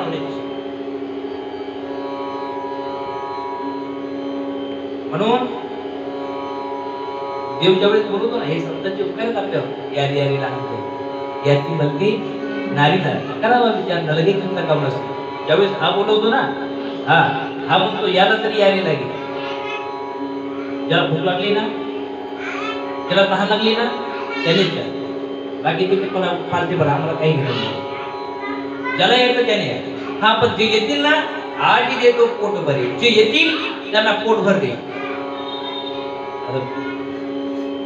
आणि म्हणून सतीमातेने विनंती केली. भगवान शंकराने समजावून सांगण्याचा प्रयत्न केला, पण सतीमाता ऐकत. आणि मग नाविलाजाने भगवान शंकराला घडलेला प्रसंग सांगावा. तुमच्या पित्याने आपल्याला निमंत्रण का दिलं नाही त्याचं कारण देवी. एक दिवस आम्ही सभेला गेलो. आता मी परमात्म्याचं नामचिंतन करत होतो म्हणून सासरी बाबा कधी आले हे माझ्या लक्षात आलं नाही. मी मुद्दामून काहीच केलं नाही देवी. तरी त्यांना गैरसमज झाला की मी मुद्दामून बसलोय. त्यांनी शाप दिला आणि त्यांनी त्यावेळेस शब्द दिला देवी की इथून पुढे माझ्या कोणत्याच यज्ञात शंकराला भाग मिळणार नाही. हे षडयंत्र आहे देवी. म्हणून आपल्याला निमंत्रण म्हणजे ठरवून पाठवलेलं नाहीये, हे राहिलेलं नाही असं नाहीये. तरी सती माता म्हणजे आता सासरे जावे तर भांडण होतच राहतात. एवढं काय मनावर घ्यायचं म्हणले, चला शंकराने सांगितलं नाही. भांडण झाले ना, एक एक म्हणे रही मन धागा प्रेम का मत तोड़ो चटकाय टूटे सो फिर न जुड़े जुड़े सो गाठ पड़ जाए. धागा असतो, दोरा असतो, दोरी असते, त्याला तोडा. पुन्हा तोडण्याचा प्रयत्न करा बघा, तोडते का? जोडेल ती, पण काय असेल. म्हणून एकदा माणूस म्हणून अशा ठिकाणी जाऊ नये. अशा ठिकाणी जाऊ नये. अरे अशा ठिकाणी जाऊ नये नाही. महाराज सांगतात आवतही हर्ष नाही नैनन नाही स्नेह तुलसी तहा न जाइए चाहे कंचन बरसे मेघ. देवी आपण गेल्यानंतर ज्यांच्या डोळ्यामध्ये आपल्याविषयी प्रेम नाही, ज्यांच्या अंतःकरणात आपल्याविषयी प्रेम नाही, अशा ठिकाणी सोन्याचा पाऊस जरी पडत असला तरी जाऊ नये. तरी महाराज देव कुठे आहेत? सत्यमातेने सती जाणार. भगवान शंकरांनी मला अडचणीचे दोष भगवान शंकर पुढे लावला की पार्वती माता पुढे जायचं पुढे पुन्हा मागे पाहिजे. भगवान शंकर पुढे उभं पाहिजे. बरोबर ठीक आहे, कारण माहिती आहे तुम्हाला भगवान शंकराला ही जर गेली कारण मला आत्मसंग करणार नव्हते का कधी बघतो. थोड्या पार्वती सती माता पुढे जायच्या आणि विचार करायच्या मी काही चुकीचं करत नाहीये. भगवान शंकर पुन्हा डोळे उभं पाहिजे, हे खरं जात नाहीये. असं करता करता मला सती माता निघाली. सती माता गेल्या. ज्यावेळेस भगवान शंकराला कळालं की आता ही मागे येणार नाही, नंदी बाबांना सांगितलं जा आई साहेबांना घेऊन जा, सुरक्षित घेऊन जा. नंदी बाबांची घर सुरू झाली. इकडे हरिद्वार क्षेत्राच्या ठिकाणी मोठे यज्ञ चालू आहे. यज्ञामध्ये सगळ्यांना असणार आहे. सती माता हरिद्वारला आल्या आणि पाहिलं तर जे अनाधिकारी आहे ज्यांची काही लायकी नाही अशा सुद्धा मोठमोठे असणं होते, पण देवादिदेव आमचे स्वामी महादेव यांना एकही असं नाही. राग आला आणि प्रतिज्ञा केली, अरे ज्या पित्यापासून मला जन्म मिळालाय आणि त्या पित्याने माझ्या स्वामीचा अपमान केलाय अशा क्रूर बापापासून उत्पन्न झालेला देह मी एक क्षण सुद्धा ठेवणार नाही. ज्या बापाने माझ्या स्वामीचा अपमान केलाय त्या बापापासून उत्पन्न झालेला देह एक क्षण ठेवणार नाही अशी प्रतिज्ञा केली आणि यज्ञामध्ये उडी घेतली. बोलिये सती महाराणी. महाराज असा राग आला महाराज नंदीला. पण आता नंदी काय करणार, एवढी मोठी सभा होती, शक्य नव्हतं. पण नाराजी तिकडे गेले. नारायण नारायण. भगवान शंकर तुम्हाला माहितीये काय, अरे भयंकर महाभारत झालाय, अरे भयंकर तिकडे काय झालंय, अरे सती मातेने यज्ञामध्ये उडी घेतली. अरे महाराज शंकर होते, आधीच राग आलेला. महाराज भगवान शंकराचं रुद्र रूप प्रकट झालं आणि महाराज गणपती महाराज बुद्ध पिशाच हे सगळे महाराज असते पळत निघाले त्या हरिद्वाराकडे. तर काही म्हणू लागले की सृष्टीचा विनाश होतो की काय. तशा गायी चरून आल्यानंतर म्हणजे वनातून रानातून गायी चरून येतात आणि 100 गायी रस्त्याने याव्यात आणि मग त्या गायीच्या मागे धूळ उडते. पहा धूळ उडते. आणि मग 100 गाई जर असेल तर एवढी धूळ उडते, लाखो गाई आल्यानंतर किती धूळ उडत असेल. महाराज म्हणते भूत येत आहे. ठीक आहे, माणसं येतात का? आणि भूताचं चाललं कसं असतं मग? भूत, पिशाच, वेताळ, अरे महादेवचे गणच आहेत महाराज. ज्यावेळेस हे रस्त्याने चालतात मग ते काय चांगले जाणार आहे का? पण असं वातावरण झालं होतं की कुणी म्हणजे सृष्टीचा विनाश होत होती का? सगळे घाबरले. अरे आणखी तर युग पुढे आहे, आताच कसा विनाश होणार आहे हे चिंता करले. पण रुद्र भगवान तिथे आल्या बरोबर विचारलं, सत्यमाता ज्यावेळेस यज्ञ तुडी घेतली त्यावेळेस कोण कसं वागत होतं, त्यांच्यासोबत कुणी कसा व्यवहार केला. त्यावेळेस नंदी बाबाने सांगितलं, महाराज ज्यावेळेस आमची आई साहेब यज्ञात उडी घेतली त्यावेळेस हा भृगूने म्हणले, यज्ञाचं जो आयोजन करतोय, यज्ञाचे जे मंत्र म्हणतोय, हा दाढीवर हात फिरून मंत्र म्हणायचा, हा हा हा करून हसायचा मंत्र म्हणायचा.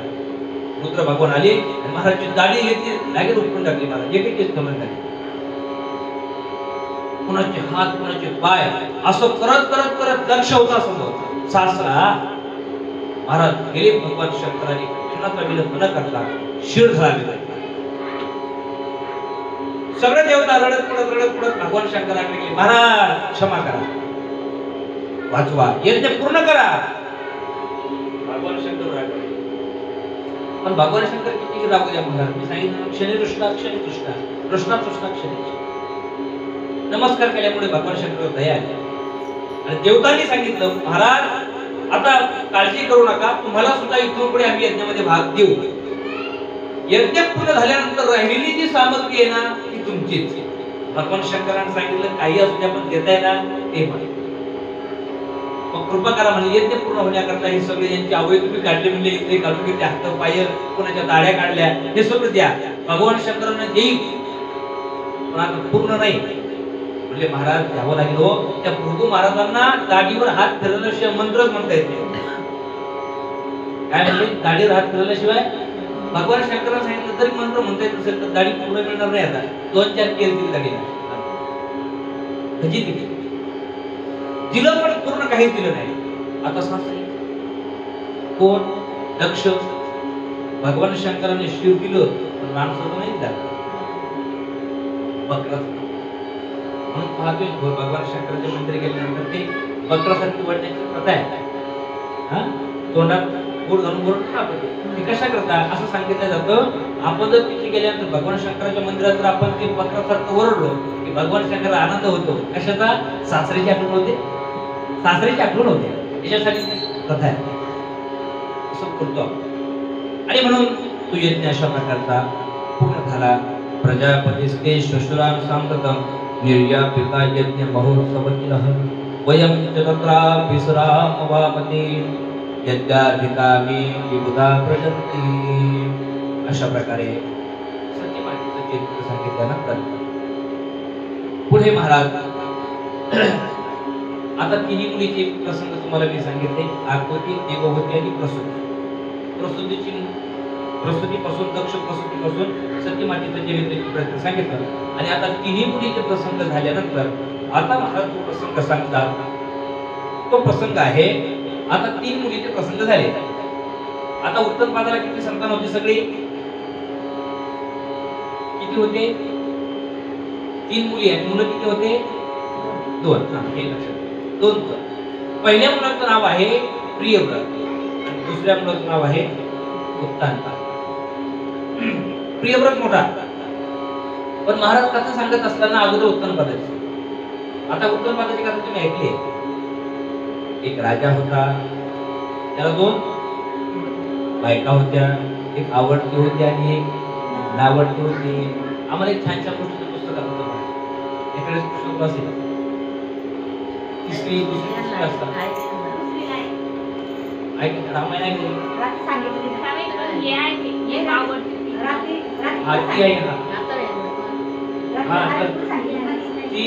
ते पुस्तक असायचं, त्यामध्ये भीमाच्या गोष्टी होत्या आणि मग त्यामध्ये रामायणाच्या काही गोष्टी होत्या आणि त्यामध्ये ही उत्तमपादाची गोष्ट. पण काय दुर्दैव आहे महाराज आपल्या या भारतामध्ये. खरं तर भारतामध्ये असं नको. अरे खरं तर या गोष्टी ज्या मी तुम्हाला आता सांगतोय, ह्या गोष्टी आपल्याला पहिली दुसरीला कळायला पाहिजे होत्या. दुर्दैव असे महाराज शिक्षण पद्धतीचं मॉडर्न झालं कमी. आता काय झालंय? प्रगत झालंय, प्रगतशील झालंय.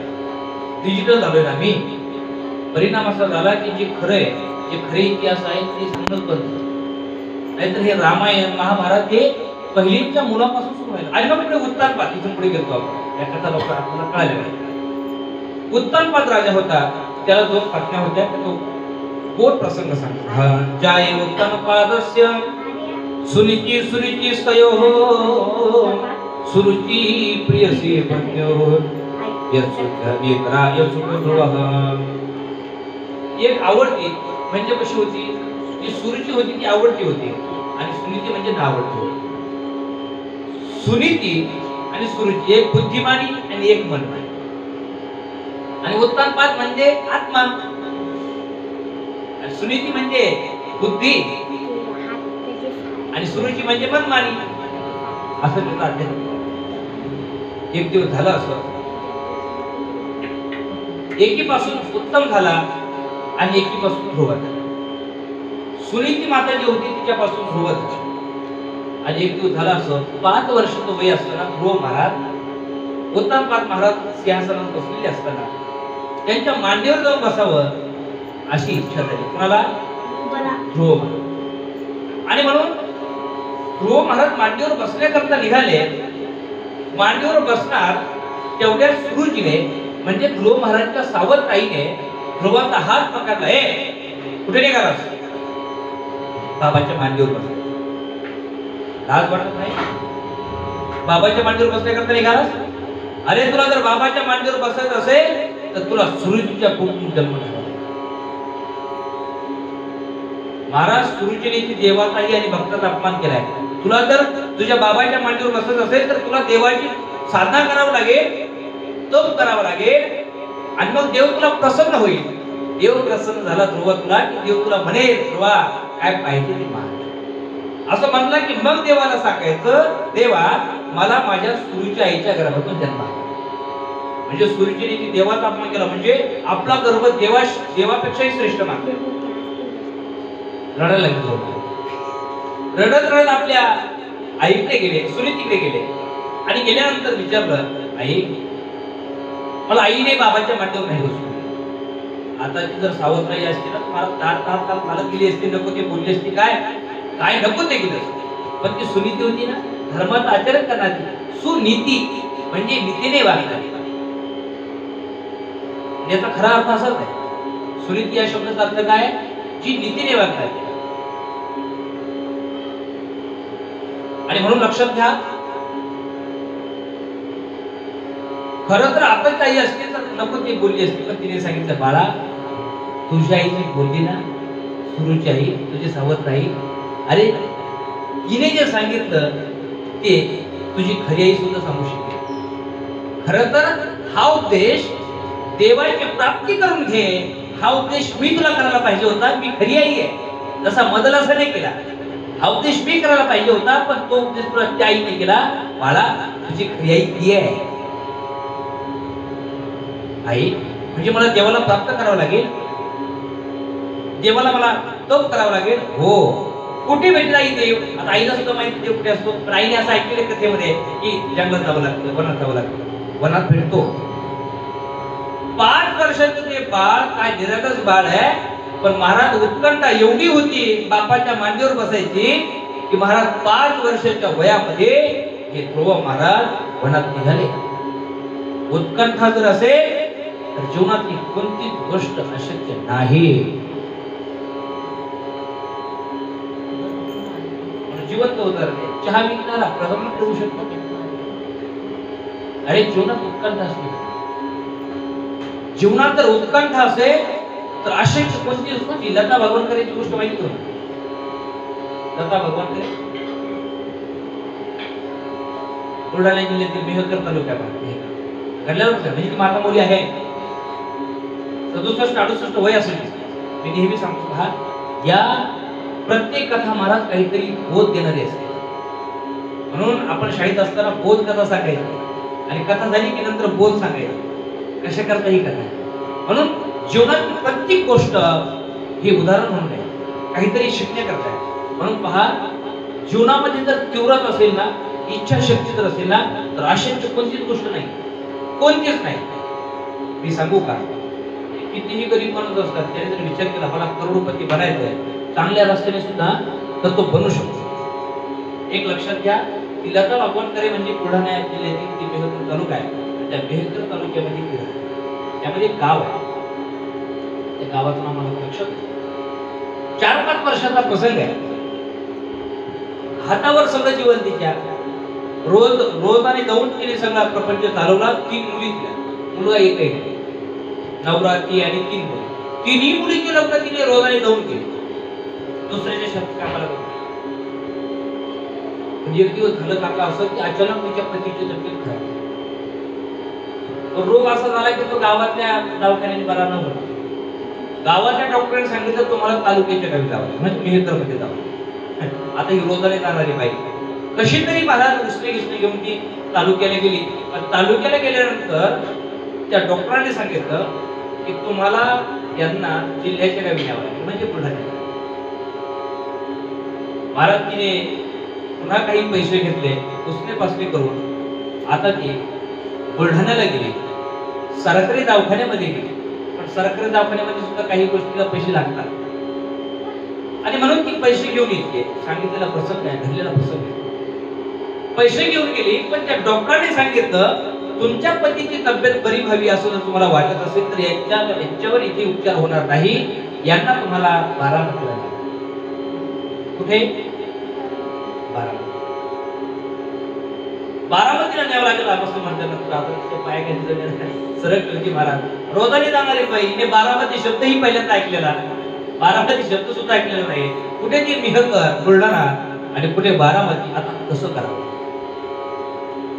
ज्यांनी आतापर्यंत मला सांभाळलंय, माझ्या 3 मुलीचे लग्न झाले, आतापर्यंत आमच्यावर संकट आलं तर यांनी आम्हाला वाचवलंय. आता त्यांच्यावर वेळ आली तर आता कसं नाही म्हणावं, म्हणून कसं तरी पुन्हा ती बारामतीला गेली. बारामतीला गेली आणि बारामतीला सरकारी दवाखान्यामध्ये गेली. पण तिथे गेल्यानंतर डॉक्टरांनी चेक केलं आणि सांगितलं बाई यांच्यावर उपचार होणार, यांच्यावर इथे उपचार होणार, पण यांच्यावर उपचार होण्याकरता जो खर्च लागणार आहे तो खर्च 1 लाख रुपये कमीत कमी. किती? 1 लाख रुपये, कमीत कमी 1 लाख रुपये मला खर्च लागणार आहे. आता मात्र लता भगवानकरे रडायला लागली. काय करावं? आतापर्यंत रोजाने मिळालेले, पुन्हा उसने घेतलेले, अरे 1000 वर्षाचं काम वेगळं असतं, 1000-2000चं काम वेगळं असतं, पण प्रश्न लाखाचा आहे आणि ही रक्कम सरकारी दवाखान्याची आहे. आता दुसरा पर्याय नाही ना. जर ही रक्कम खासगी दवाखान्यात गेली असती तर पर्याय सरकारी दवाखाना होता, पण सरकारी दवाखान्यात सांगितलं कमीत कमी 1 लाख रुपये लागणार आहे. काय करावं? पर्याय काय सांगावं माझ्या पतीला? तिचे शब्द आहे की सांगावं जा म्हणून डोळ्यात पाणी येते. त्या बाकडावर बसलेली आहे, दवाखान्याच्या रूमच्या बाहेर बसली.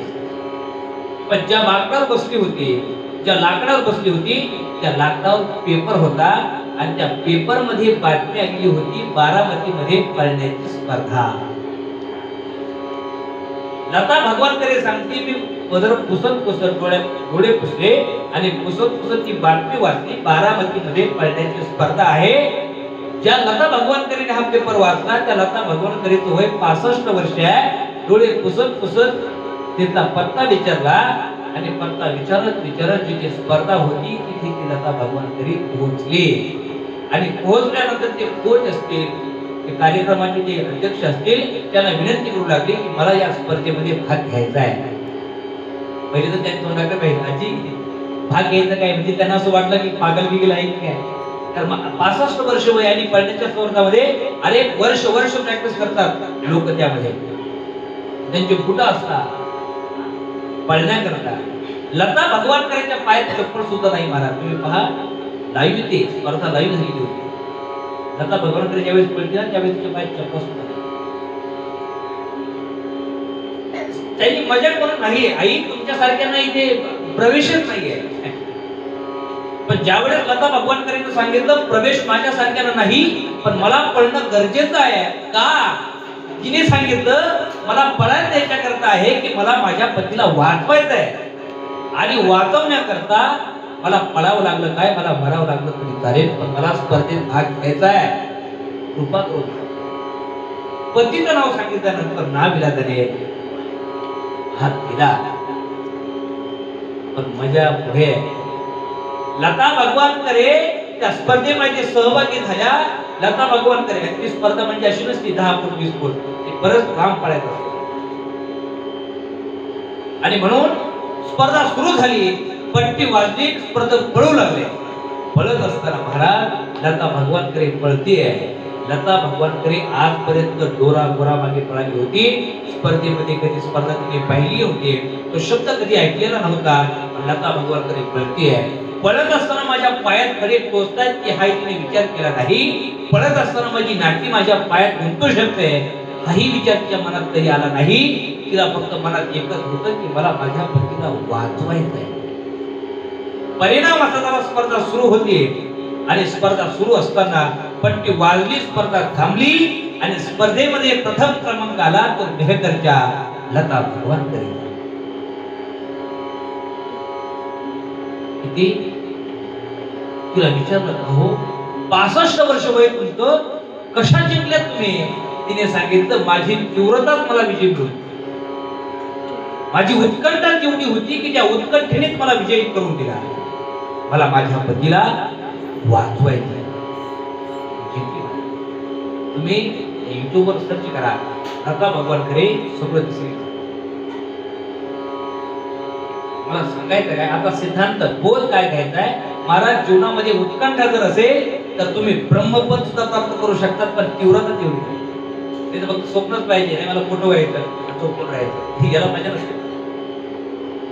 मला मोठं व्हायचं, अरे तुम्हाला ते जे पाहिजे ना, जे पाहिजे त्यासाठी स्वप्न पाहायला झोपच लागली नाही पाहिजे, एवढी उत्कंठा पाहिजे. आणि म्हणून ध्रुव महाराजचं वय फक्त 5 वर्षाचं होतं, पण तीव्रता एवढी होती, अरे मला तप करावं लागलं तरी चालेल, पण मला माझ्या बापाच्या मांडीवर बसायचं. मी सांगितलं उत्कंठा होती म्हणून संतांकडे जाण्याची गरजच नाही महाराज. अरे मंत्र देण्याकरता संत स्वतःहून तिकडे आले. नारद ध्रुवा कुठे निघाले? तप करायला जायचं. तप शब्द तरी तुमच्यापेक्षा मोठा आहे. हो कशा करता? अरे वनाच्या वनात तुम्ही निघालात ना, त्या वनात हिंसक प्राणी आहे, खाऊन टाकतील. 5 वर्षाचे ध्रुव म्हणतात, महाराज तुम्हाला जर सांगता येत असेल तर तुम्ही उपदेश करू शकता, हा भीती घालण्याचं काम करू नका. नारदच्या लक्षात आलं, चेला पक्का आहे, शिष्य पक्का आहे, म्हणून आता मंत्र दिला पाहिजे. आणि मग नारदचे मंत्र देतात. तो मंत्र 12 अक्षरी, तो मंत्र आपण म्हणतो, ओम नमो भगवते वासुदेवाय. नमो भगवते वासुदेवाय. ओम नमो भगवते वासुदेवाय. ओम नमो भगवते वासुदेवाय. वासुदेवाय नमो वासुदेवाय. वासुदेवाय नमो वासुदेवाय. वासुदेवाय नमो वासुदेवाय. वासुदेवाय नमो वासुदेवाय. हरि ओम नमो भगवते वासुदेवाय. ओम नमो भगवते वासुदेवाय. वासुदेवाय नमो वासुदेवाय. वासुदेवाय नमो वासुदेवाय. वासुदेवाय नमो वासुदेवाय. वासुदेवाय नमो वासुदेवाय. वासुदेवाय नमो वासुदेवाय. वासुदेवाय नमो वासुदेवाय. वासुदेवाय नमो वासुदेवाय. वासुदेवाय नमो वासुदेवाय. वासुदेवाय नमो वासुदेवाय. वासुदेवाय नमो वासुदेवाय. वासुदेवाय नमो वासुदेवाय. वासुदेवाय नमो वासुदेवाय. वासुदेवाय नमो वासुदेवाय. वासुदेवाय नमो वासुदेवाय. ओम नमो भगवते वासुदेवाय. ओम नमो भगवते वासुदेवाय. वासुदेवाय वासुदेवाय. जय जय श्री राधे. आणि द्वादशाक्षरी मंत्र दिल्यानंतर ध्रुवजी महाराज आता वनात जातात आणि वनात गेल्यानंतर तपसाराध्य पुरुषम तस्मै वारहिमे गर्भे त्वं साधयात्मानं यदिष्यसि कृपासनं त्रिरातान्ते कपित्य वज्रासनं आत्महेतुनुसारेण मासं नित्ये जहारी. 3 रात्रीनंतर ध्रुवजी तप करायचे. पहिल्या 3 रात्री बघा, पहिले 3 महिने ध्रुवजी महाराज फळं खाऊन तप केलं, नंतर 3 महिने पानं खाऊन, नंतर 3 महिने पाणी पिऊन, नंतर महाराज हवा, आणि ज्यावेळेस हवा ग्रहण करू लागले नंतर 3 महिने तुम्हाला सगळंच बंद केलं. तेव्हा लोक घाबरले, इंद्राचा आश्रय करायला लागलो. त्यांनी विचार केला इंद्र पूर्ण झालं गेलं, इंद्रपद गेलं, पळत गेले. मला जेव्हा तुला काही वाटलं का, अरे 5-5.5 वर्षाचं बाळ आहे, तुमची एवढी खडतर तपश्चर्या करताय, तुम्हाला काहीच वाटत नाही. भगवंताने सांगितलं तुम्हाला तप करणाऱ्यांची क्यू कधीपासून यायला आहे, मला क्यू वगैरे काही नाही, तुमच्या आसनात पडले तुम्हाला. मग कसं म्हणलं तरी आता ध्रुव महाराजांना दर्शन द्यायचं. आणि म्हणून एवढी भयंकर तपश्चर्या पाहून भगवान विष्णू ध्रुव महाराजांच्या भेटीसाठी जातात. ज्या परमात्म्याचं चिंतन ध्रुवजी महाराज अंतःकरणामध्ये करत होते, तो परमात्मा समोर प्रकट झाला. ध्रुवजी महाराज डोळे उघडून पाहतात, टुकूमुकू पाहायला लागले. पण देवाची स्तुती कशी करावं हे ज्ञान नाही, कारण 5 वर्षाचं वय आहे, पण त्या गुरुकुलामध्ये गेलेलं नाही. स्तुती कशी करावं चिंता करू लागले, विचार करू लागले. आपल्या आईला आपण देव कुठे भेटले हे विचारलं, पण देव भेटल्यानंतर त्याची स्तुती कशी करावी हे विचारलंच नाही. म्हणजे काय करावं देवाच्या लक्षात आलं की ही गडबड का चालली. असं आहे, तुम्ही कशी असू द्या, मुकम करोति वाचालं मंगलम पंगुम लंघयति यत्कृपातमस्ते. महाराज तुम्ही कितीही अज्ञानी असा, देवाने जर कृपा केली ना, ध्रुव महाराज कोणत्याच गुरुकुलात गेले नाही, पण आज ते बोलायला लागले महाराज ते संस्कृत पुढे. हा देवाने कृपा केल्यानंतर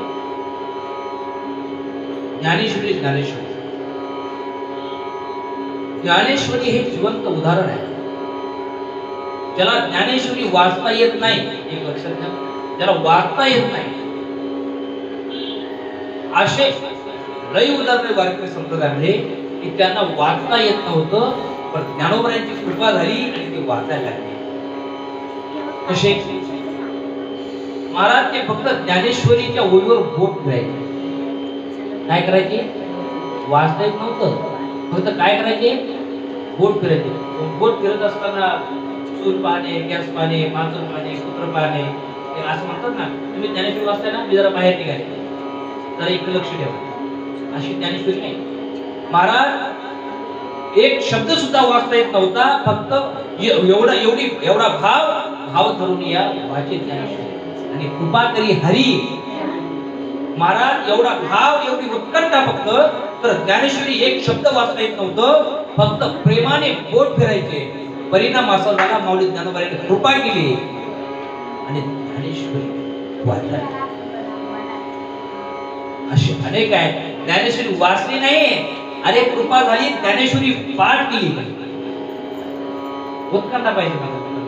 आणखी सुद्धा अजान वृक्षाखाली पारायण चालू असतो. आता काय लोकांना किती सांगा, मला लोकांना विश्वास नाही. लक्षात ठेवा, आमचं सांगायचं काम आहे. कल्पना करा तुम्ही किती संसारासाठी करा, काही मिळणार नाही, काही देणार नाही. संसारात आनंद 50-55-60 झालं, आनंद नाही म्हणतात त्याला, संसाराच्या कोणत्याच गोष्टी येणार नाही. संसारातला जर अनुभव विचारायचा असेल तर म्हाताऱ्या माणसाला विचार, ते नंतर आम्ही तरुणपणात तर हे सगळं केलं असतं, तुला चांगलं काही येत नाही महाराज. अहो सगळं बेकार आहे. आनंद घ्यायचा म्हणून मी तुम्हाला, मी जय भावनगरला माझं काय नातं जोडलं इथे काय माहिती. आता पाहुणे सगळेच आहे, पण माझं थोडंसं या वाटतं, असं वाटतं, त्याचं कारण सांगतो. आणि मी तुम्हाला काही म्हणत असतो, देवधर्म करा, तीर्थयात्रेला करा. वर्षातून एक तीर्थ, महाराज खरं तर असं आहे, तीर्थयात्रा ही तरुणपणातच केली पाहिजे. काही लोकांना असं वाटतं यांचा व्यवसाय झाला, अरे आमचा व्यवसाय जाऊ दे तिकडे ढेकळा. कोणतीही गोष्ट 2 पैशासाठी असते हे लक्षात घ्या. घर जाळून कोळशाचा धंदा कुणीच करायला तयार नाही. पण लोकांचे हे लक्षात येत नाही की हे संसार सोडून आपल्यासाठी 8 दिवस तिकडे येतात, सगळं सांगतात, हे लोकांच्या लक्षात नाही. आणि आम्हाला काही नसेल मला, आम्हाला त्यातून संपर्क असतो, संपर्क वाटतो. काही लोक आमची भाषा म्हणतात, मग आपण गेल्यानंतर यांना किती फायदा होईल, तू इथंच मत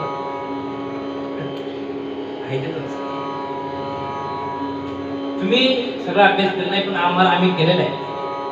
आणि केल्यामुळे आम्हाला माहिती आहे की कोणतं पाप केल्यानंतर कसं कसं करावं.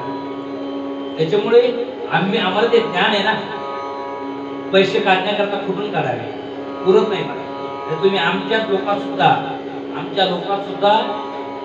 लोकात सुद्धा काही असे बहिरूपी आले. लोक म्हणतात महाराज लोक असे झाले, महाराज लोक नाही असे झाले, नालायक लोक इथे आहे. पण मग टिकत नाही महाराज. तुम्ही तुमच्या डोळ्यासमोर असेल ज्याने परमार्थामध्ये लबाडी केली. वारकरी संप्रदायाची संतांनी त्याला टिकू दिलं. मग तुम्ही कुणी त्या नालायकपणा केला, त्याचं भोग त्याचं फळ त्याला मिळणार आहे. आणि मी निरंतर सांगतो, स्वतः काका आमच्या सोबत आहे. काकाला माहिती यात्रा करणं का सोपी असते का काका? अरे 8 दिवस जातो आम्ही. किती दिवस? 8 दिवस. पण 8 दिवसात आम्ही जाताही पाहिजे आम्हाला, येताही पाहिजे. तब्येत खराब झाली असते आणि किती टेन्शन असतं काकाला माहिती नाही. सोपं नसतं. पण आमची भावना अशी असते, अरे लोक चालले ना, लोक बरोबर तुम्ही चला, करून घ्या. काय म्हणतात नाही नाही आलो असतो आम्ही. पण कसं आहे, मुलीचे लग्न करायचे, मुलीचे लग्न झाले, मग आता एक डिलिव्हरी झाली, एक झालं, पण आता दुसरी येणार आहे. महाराज हे सगळं चालूच राहणार. आणि खरं तर शास्त्राचा नियम आहे, ऐका बरं का, चांगलं सांगतो. शास्त्राचा असा नियम आहे, जेवढं आपल्याला देवाने दिलं ना, बरं का कृष्णा, जेवढं आपल्याला देवाने दिलं ना, त्याच्या 10% खर्च हा परमार्थासाठी केला पाहिजे.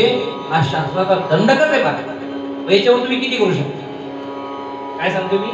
10%. तुम्हाला जर लाख मिळत असतील तर तुम्ही 10,000. हा शास्त्राचा नियम सांगितला. तुमचं उत्पन्न म्हणजे वार्षिक उत्पन्न जर तुमचं 1 लाख असेल तर तुम्ही 10,000 वर्षाला खर्च केलेच पाहिजे. महाराज हा शास्त्राचा नियम, याच्यावर तुम्ही किती करू शकता? तुमची भावना आहे. आणि तुम्हाला सांगितलं होतं लक्ष्मी आवाजाचा प्रयत्न करा, तर लक्ष्मी तुम्हाला लागून होती. म्हणून अपडेट झालं पाहिजे. अपडेट झालं माझं काही नाही. मी कोणतीही यात्रा असते, आता वाचले पाहता मला राग यायला पाहिजे. माझा जर व्यवसाय यात्रा करणार तर मला राग यायला पाहिजे. तुम्ही एवढे व्यवसाय यांना म्हणतो यात्रा चला, पण हे आतापर्यंत एकही आहे नाही. तसं नाही. आपली भावना अशी की आपल्याबरोबर सगळ्यांना घडवतो. आमच्या आत्या आहेत, राजमापूरच्या आत्या काय जाड आहेत. आतापर्यंत 3 वेळा त्यांचं सगळं दर्शन झालं माझ्या अगोदर. आता मला 6 वर्ष झाली यात्रा सुरू. किती वर्ष? प्रत्येक वर्षी त्या राहतात. तो माणसाला आत्या आहे, फुकट राहत असेल, त्या फुकट आतापर्यंत कोणासोबतच गेलेल्या नाही. माझ्यासोबतच येत. बरं त्या फुकट तर येतच नाही, पण त्यांना माहिती त्यांची पंगत सुद्धा प्रत्येक यात्रेत असते. पहिली पंगत हे मी सांगितलं ना, लोक म्हणतात आमची एकदा, अरे मुहुर्मुहूर्त सांगितलं. परमार्थ करत असताना मी खरं सांगतोय, एकदा भागवत केलं, एकदा कीर्तन केलं, एकदा नामचिंतन केलं नाही. अरे देवदेव हा पुन्हा पुन्हा करायचा असतो. एकदा करून जमत नसतं. काही लोक म्हणतात आम्ही मागच्या वर्षी ऐकली होती कथा, आता ऐकून काय करायचं? अरे देवाची कथा ही पुन्हा पुन्हा ऐकायची. तुम्ही कल्पना करा, तुम्ही हे 2 तास आहे, 2 तास बाकीचं सगळं एकीकडे, आणि या 2 तासात तुम्ही जरा कल्पना करा, बाहेरचे विचार जरा कमीच राहतील. या कथेमध्ये अरे 2 तासात जर बाहेरचे नास्तिक विचार तुम्हाला मागे टाकणार जर ही कथा असेल तर कल्पना करा, कायम जर तुम्ही ही कथा ऐकली, कायम जर मोबाईल, अरे कायमच कथा ठेवलीच पाहिजे असं नाही, मोबाईल मध्ये ती आहे ना, बघा ना तुम्ही. अरे 2 तासामध्ये जर आपण संसारातल्या गोष्टी विसरत असतो, तुम्ही खरं मनाला विचारा बरं, या 2 तासामध्ये तुम्ही थोडं का होईना, पण तुम्ही तुमच्या प्रपंचाला विसरता ना. 2 तासाकरता होईना. कल्पना करा, कायम जर तुम्ही परमात्म्याची कथा ऐकली काय आता ते प्रपंच तर होतो, प्रपंच काय नाही, तुम्ही कथा ऐकली म्हणजे प्रपंच होणार नाही. पण तुम्हाला असं वाटतं का आम्ही आम्ही सगळं करतोय म्हणून सगळं होतंय? नाही महाराज, तुम्ही गेल्यावर आणखी चांगलं होणार सगळं. हा, काही म्हणतात मी म्हणून बरं आहे, तसं काही असं वाटलं होतं. इंदिरा गांधी गेली तर देशाचं कसं होईल, पंडित नेहरू गेली तर देशाचं कसं होईल, तुम्ही जा बाबा हो, चांगलं होईल. आणि त्यांनी गेल्या तर चांगलं झालं महाराज, तसं काही नाही. आणि म्हणून मी काय सांगतो, परमात्मा जिथे कृपा करतो महाराज. ज्ञानेश्वरी वाचता येत नव्हती, इथून गेलो, वाचता येत नव्हती, परमात्म्याने कृपा केली, ज्ञानेश्वरी वाचता लागली. ध्रुव महाराजांना काहीच कळत नव्हतं, पण परमात्म्याच्या लक्षात आलं. परमात्म्याने स्वतःचा शंख घेतला आणि ध्रुव महाराजांच्या गालाला स्पर्श केल्याबरोबर आणि एवढे प्रचंड विद्वान झाले. ध्रुव महाराज आता स्तुती करतात. यो अंत प्रविश मम वाच विमां प्रसुताम संजीवयत किल शक्ति सरस्वधाम नाम अन्यांश हस्त चरण श्रवणत्वगादीन प्राणान् नमो भगवते पुरुषाय तुभ्यं. हा एक श्लोक झाला, अशा अनेक श्लोकात केले.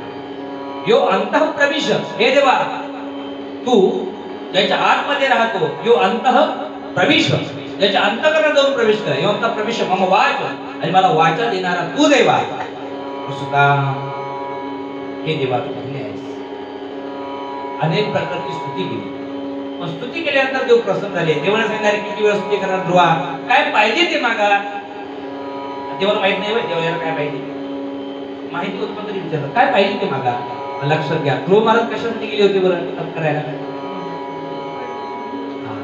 बाबाच्या मांडीवर बसला. पण महाराज परमात्म्याची कृपा अशी आहे, परमात्म्याची कृपा अशी की ध्रुव महाराज नाही तर महाराज काहीच लागत, काहीच नको आहे. पण महाराज देव आहे. मी सांगितलं ना, देवाला काहीच मागू नका, मग तो लई येतो.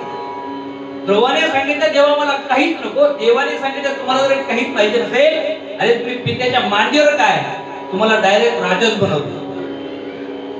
काय बनवतो? आणि किती वर्ष माहितीये? 36,000 वर्ष. किती वर्ष? 36,000 वर्ष ध्रुव महाराजांनी राज्य भोगले.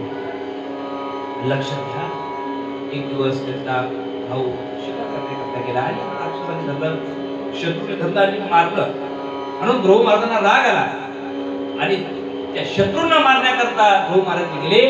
युद्ध चालू होतं. ध्रुव महाराज खटाखट शत्रूंना मारत होते आणि मारत असताना तिथे महाराज ब्रह्माजी आले आणि सांगितलं, महाराज ध्रुव महाराज तुम्ही कोण आहात? अरे तुम्ही साधू आहात, तुम्हाला ही शोभा देत नाही. नायम मार्ग ही साधूना. ध्रुव महाराज हा जो मारण्याचा मरण्याचा हे साधूचा मार्ग नाहीये. आणि मग ध्रुवच्या लक्षात आलं, अरे आपण जरा वेगळ्या मार्गाने. पण परिणाम असा झाला होता की आता ध्रुवजी महाराजांचं सगळं संपत होतं, आयुष्यमय वगैरे संपली होती आणि आता वैकुंठाला ध्रुव महाराज जाणार होते. पण लक्षात ठेवा, अरे परमात्म्याच्या साधनेचं फळ पहा, परमात्म्याच्या तपश्चर्येचं साधनेचं फळ पहा. अरे ध्रुवजी महाराजांना 36,000 वर्ष राज्य तर भोगलं, पण जाता वेळी विमान नेण्याकरता. आणि एवढंच नाही काका, जगात दोघांनी काळाला पहिरी बनवलं. जगाच्या पाठीवर दोघ जण अशी झाली की विमानात बसत असताना काळाला पहिरी बनवलं. एक तुकोबर आहे, धन्य तुकोबा समर्थ, आणि दुसरे ध्रुव महाराज. जगा काळ खाये तुकोबर सांगतात आम्ही माथा दिला पाय. तुकोबर सांगतात जो काळ जगाला खातो त्या काळाच्या माथेवर आम्ही पाहिजे. कशामुळे माहितीये? एक लक्षात घ्या, काळ पायरी व्हावा म्हणजे शेवट गोड व्हावा असं जर वाटत असेल तर वर्तमान काळामध्ये तुम्हाला परमात्म्याची कथा ऐकावीच लागेल, नामचिंतन करावंच लागेल. जर शेवट गोड व्हावा असं वाटत असेल. लोक म्हणतात नाही शेवट गोड. वर्तमान काळामध्ये टवळ्या मारतात, इकडून तिकडे फिरतात आणि शेवट म्हणतात नाही देवाने कसं होईल हो शक्य. तुम्ही कल्पना करा, 10वीचं वर्ष असू द्या, वर्षभर अभ्यास करू नका, शेवटी पास होण्याच्या पेक्षा काय बाबाची ठेवे त्याला वर्षभर घासावं लागतं. तेव्हा ते परीक्षेच्या वेळी हे आठवणी तिथं लक्षात येतं. म्हणून परमार्थ अरे शेवट गोड व्हावं असं वाटत असेल तर वर्तमान काळामध्ये कायम परमार्थात जरूर आहे. तुम्हाला माहितीये तुकोबरायांना नेण्याकरता दिव्य विमान आलं, काळ पाहिजे झाला. त्याचं कारण असं होतं तुकोबरायांनी वर्तमान काळामध्ये लोकांच्या काठ्या खाल्ल्या. लोकांच्या शिव्या खाल्ल्या. गोपाला पाटील गावीचेही लोक आता मध भी कोणा घरी ही अवस्था केली लोकांनी.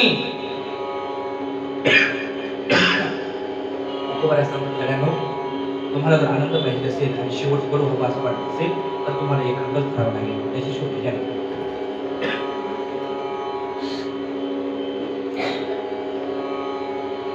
तुकोरायचं प्रमाणे पहा.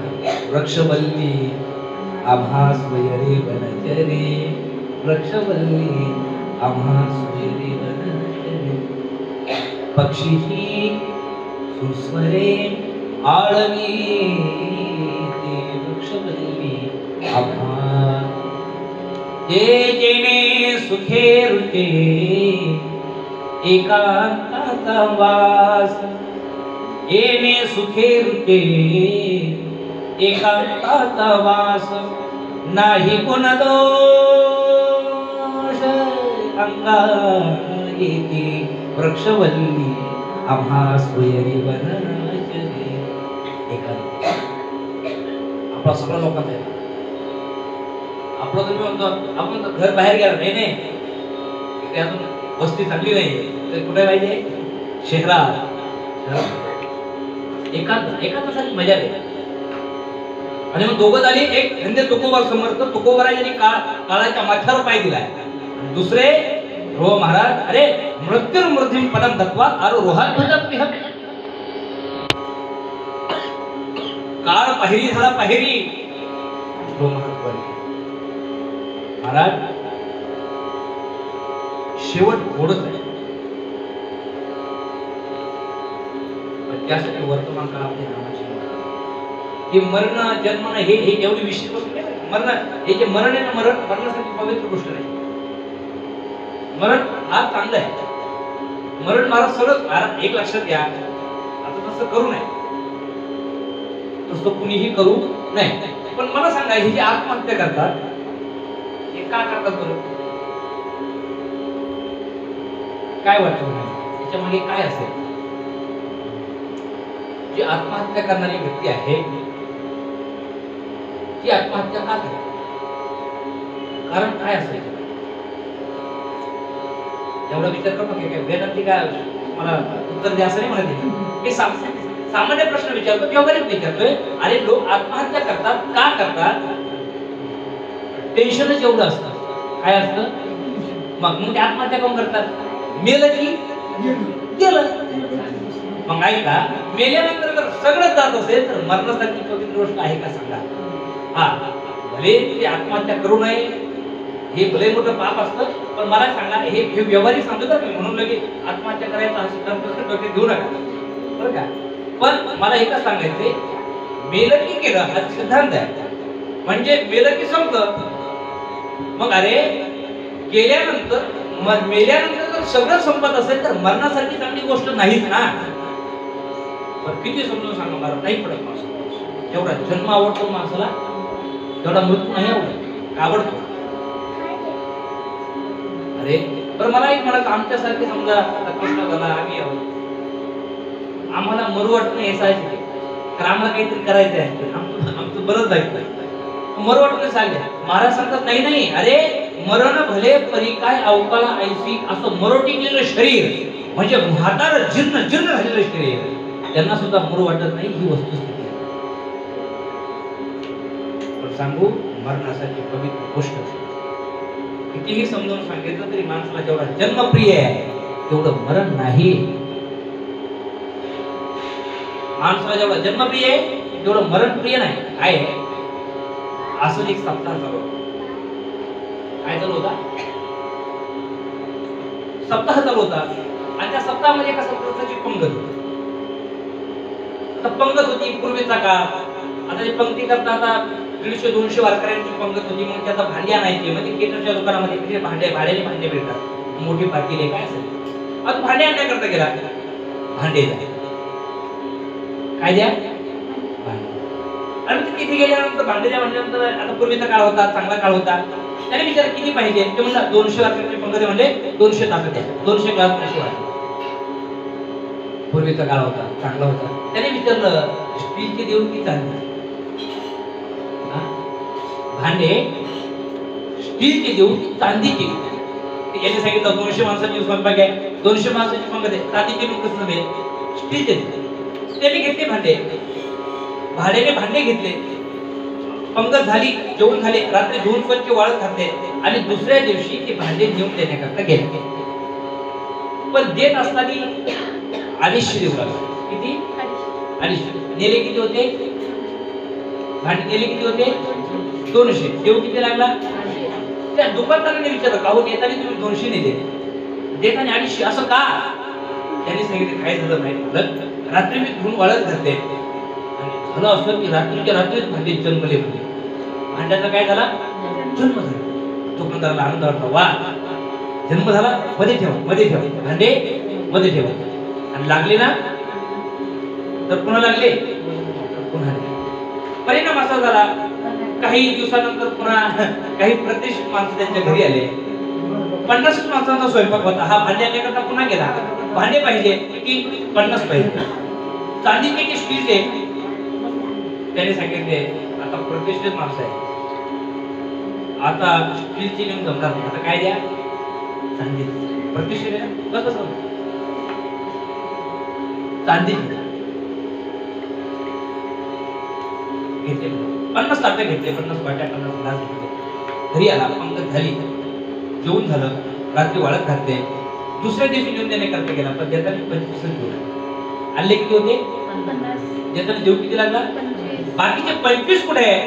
त्याने सांगितलं बाकीचे मेले. काय सांगितलं? अरे मूर्ख माणसा, अरे भांडे पुढे मरतात का? त्यांनी सांगितलं अगोदरचे जसे जन्मले तसे आता. हा प्रश्न मालक पहिले सुद्धा करू शकत होता, अरे भांडे पुढे जन्मतात का? पण माणसाला जन्म एवढा प्रिय आहे, तो भांड्याचा असो, तो व्यक्तीचा असो की पदार्थ, जन्म एवढा प्रिय आहे तेवढं मरण नाही. पण मरणासाठी, अरे मरण हे मरण आपण जे अंत्यविधीला जातो एकासाठी सावध होण्याकरता आहे. म्हणून अशी म्हणे का मराठीमध्ये, गाढवाच्या मेल्याने पुत्र पोरं शहाणतात, अशी म्हण आहे. या म्हणीचा अर्थ असा आहे, काय झालं, गाढव, सिंह आणि कोल्हा अशी तिघांची मैत्री झाली. तशी सिंहाने अशासारख्या सोबत मैत्री करू नये, पण केली, झाली. तिघांची मैत्री झाली आणि सिंहाने काय केलं, शिकार केली. शिकार केली, आता मित्र होते आणि म्हणून शिकार वाटण्याचं काम कोणाला दिलं? गाढवाला. कोणाला दिलं? गाढव. तुम्ही वाटे का? आता हे गाढव, हे गाढवले गेले. कसे गेले? अगोदर सगळे सारखेच गेले, तिघ मित्र होते, सगळे शिकार सारखेच गेले. राग आला मला सिंहाला, मी सिंह आहे, शिकार मी केली आणि याने वाटे सारखी गेले. राग आला, गाढवालाच मारलं. गाढवाला मला मारलं, राहिले किती खाली? 2. कोण कोण? सिंह आणि कोल्हा. आता कोल्ह्याला सांगितलं तू वाटे कर, आता येडे होईल कोल्हा. म्हणून म्हटलं जातं, गाढवाच्या मेल्याने कोल्हा शहाणं झालं. आता कोल्हा सारखी वाटे करेल का? कोणाला एक मोठा गेला आणि एक अगदी, त्याला म्हणतात मरणार. अरे अंत्यविधीला का जावं? अवश्य जावं. कशासाठी? त्यांच्या मरणापासून आपण सावधान राहावं. आपले हे लक्ष द्यावं की आपल्याला एक दिवस जायचं आहे, इकडे येणार आहोत आपण, जे आपल्या इकडे होणार आहे सगळं. तरी जागी हो, ही जागा होण्याकरता, सावध होण्याकरता. आणि म्हणून मृत्युर्मृधी पदम दत्वात आरोहात उत्तम प्रिय, काळाच्या माथ्यावर पाय दिला आणि ध्रुव महाराज विमानात बसले, पण चिंता करू लागले. चिंता करत असताना देवदूतांनी विचारलं, काहू ध्रुव महाराज वैकुंठाला जायचंय, चिंता कशाची? म्हणजे जी आईमुळे मी एवढं मला प्राप्त झालं, ती आई कुठे दिसत नाहीये, त्या आईला तुम्ही मागे ठेवले, म्हणजे मला बरं वाटेल. देवदूताने सांगितलं, महाराज तुमच्यासारख्या धन्य महात्म्याच्या आईला आम्ही मागे ठेवणार आहोत, पुढचं जे विमान आहे तर ते तुमच्या आईच आहे. आनंद वाटला ध्रुवजी महाराजांना. आणि अशा प्रकारे ही ध्रुवजी महाराजांची कथा ही संपते. आणि याच्यानंतर म्हटलं जातात पुढे ध्रुवच्या वंशाचं पुढे वर्णन करतात. ते वर्णन आपण उद्याच्या भागात पाहणार आहोत. आज थोडंसं भजन घेऊ, भजन झाल्यानंतर संतन के संग लागले तेरी अच्छी बनेगी, संतन के संग लागले तेरी अच्छी बनेगी, संतन के संग अच्छी बनेगी तेरी बिगड़ी बनेगी, अच्छी बनेगी तेरी बिखरी बनेगी। हाँ, अच्छी बनेगी तेरी किस्मत जगेगी। अच्छी बनेगी तेरी किस्मत जगेगी। हाँ, हो तेरो भलो भाग रे, तेरी अच्छी बनेगी। संतन के संग लाग रे, तेरी अच्छी बनेगी। संतन के संग लाग रे, तेरी अच्छी बनेगी।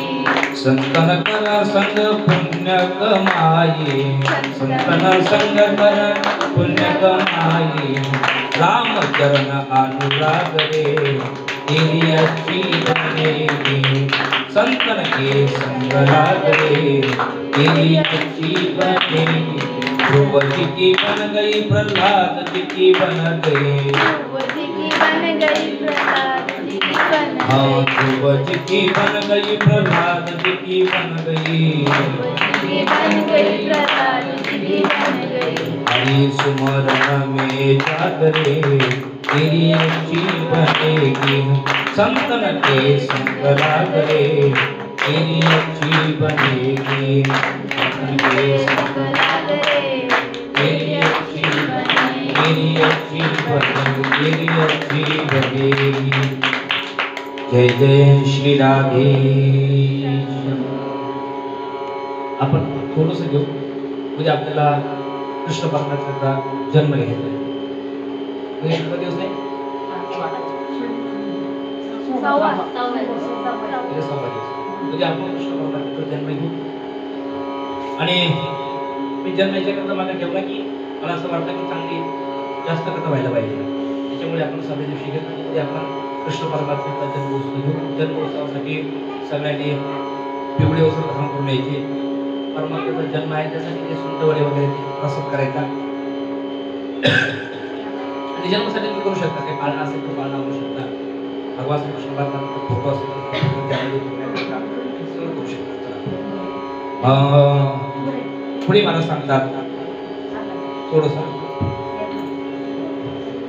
दयया सर्वभूतेषु संतुष्टेन येन वा सर्वेन्द्रिय पश्चात्याच पश्चात्याश्च जनार्दन. 3 सूत्र सांगितले.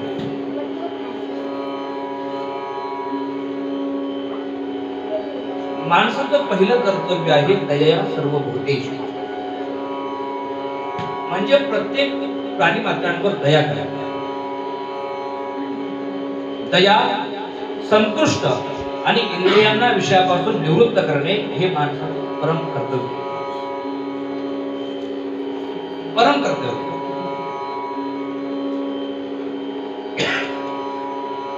जर तुम्ही त्याच्याकडे लक्ष नसेल, याच्यातून फक्त आपलं एकच लक्षात असतं, संतुष्ट येन केन वा. आम्ही संतुष्ट झालो पाहिजे, समाधान आम्हाला मिळालं पाहिजे, सुख आम्हाला मिळालं पाहिजे, याच्यावरच आपलं ध्यान आहे. पण त्यासाठी तुम्हाला दयया सर्वभूतेषु हे विसरून जमणार नाही. आणि इंद्रियांना पशून द्यायचं, इंद्रियांचा लाळ करून जमणार नाही. या 2 गोष्टी ऐका, 2 गोष्टीचा तिरस्कार करणं आहे, म्हणजे 2 गोष्टीचा त्याग करणं आहे, तेव्हा तिसरी गोष्ट प्राप्त होते हा सिद्धांत आहे. म्हणून तिसरी संतुष्ट भाव असं वाटत असेल तर इंद्रियांचा लाळ कमी करावा लागेल आणि सर्व प्राण्यांवर दया करावा लागेल, हा महत्व. आणि म्हणून आता इथे ही कथा इथे थांबतात. आणि पुढची जी कथा आहे, मनु आणि शत्रुपाचे 5 संतान, त्यापैकी 3 मुली आर्या. त्या 3 मुली कोणत्या ते माहिती आहे तुला? माहिती आहे का? कोण कोण पटकन लवकर कोण कोण पटकन लवकर कोण लवकर? एक हाँ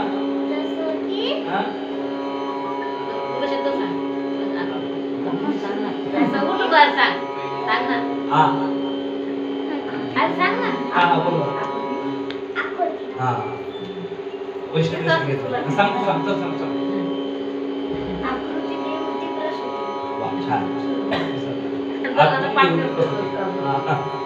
तीन आणि 2 मुलं होते, प्रियव्रत आणि उत्तमपाद. उत्तमपादाची कथा आपण सांगितली, आता एक राहिली प्रियव्रत. एवढी कथा सांगतो आणि सगळं पुनर्गामी करतो. प्रियव्रत हे एवढे तपस्वी होते, त्यांनी विचार केला की ही रात्र का होते, रात्री लोक म्हणते सगळे झोपतात, सगळे भोग भोगतात, मी रात्र होऊ देणार नाही, लोकांची रात्र व्यर्थ जाणार नाही, म्हणून त्यांनी काय केलं, ज्योतिर्मय रथ तयार केला आणि प्रदक्षिणा करू लागली.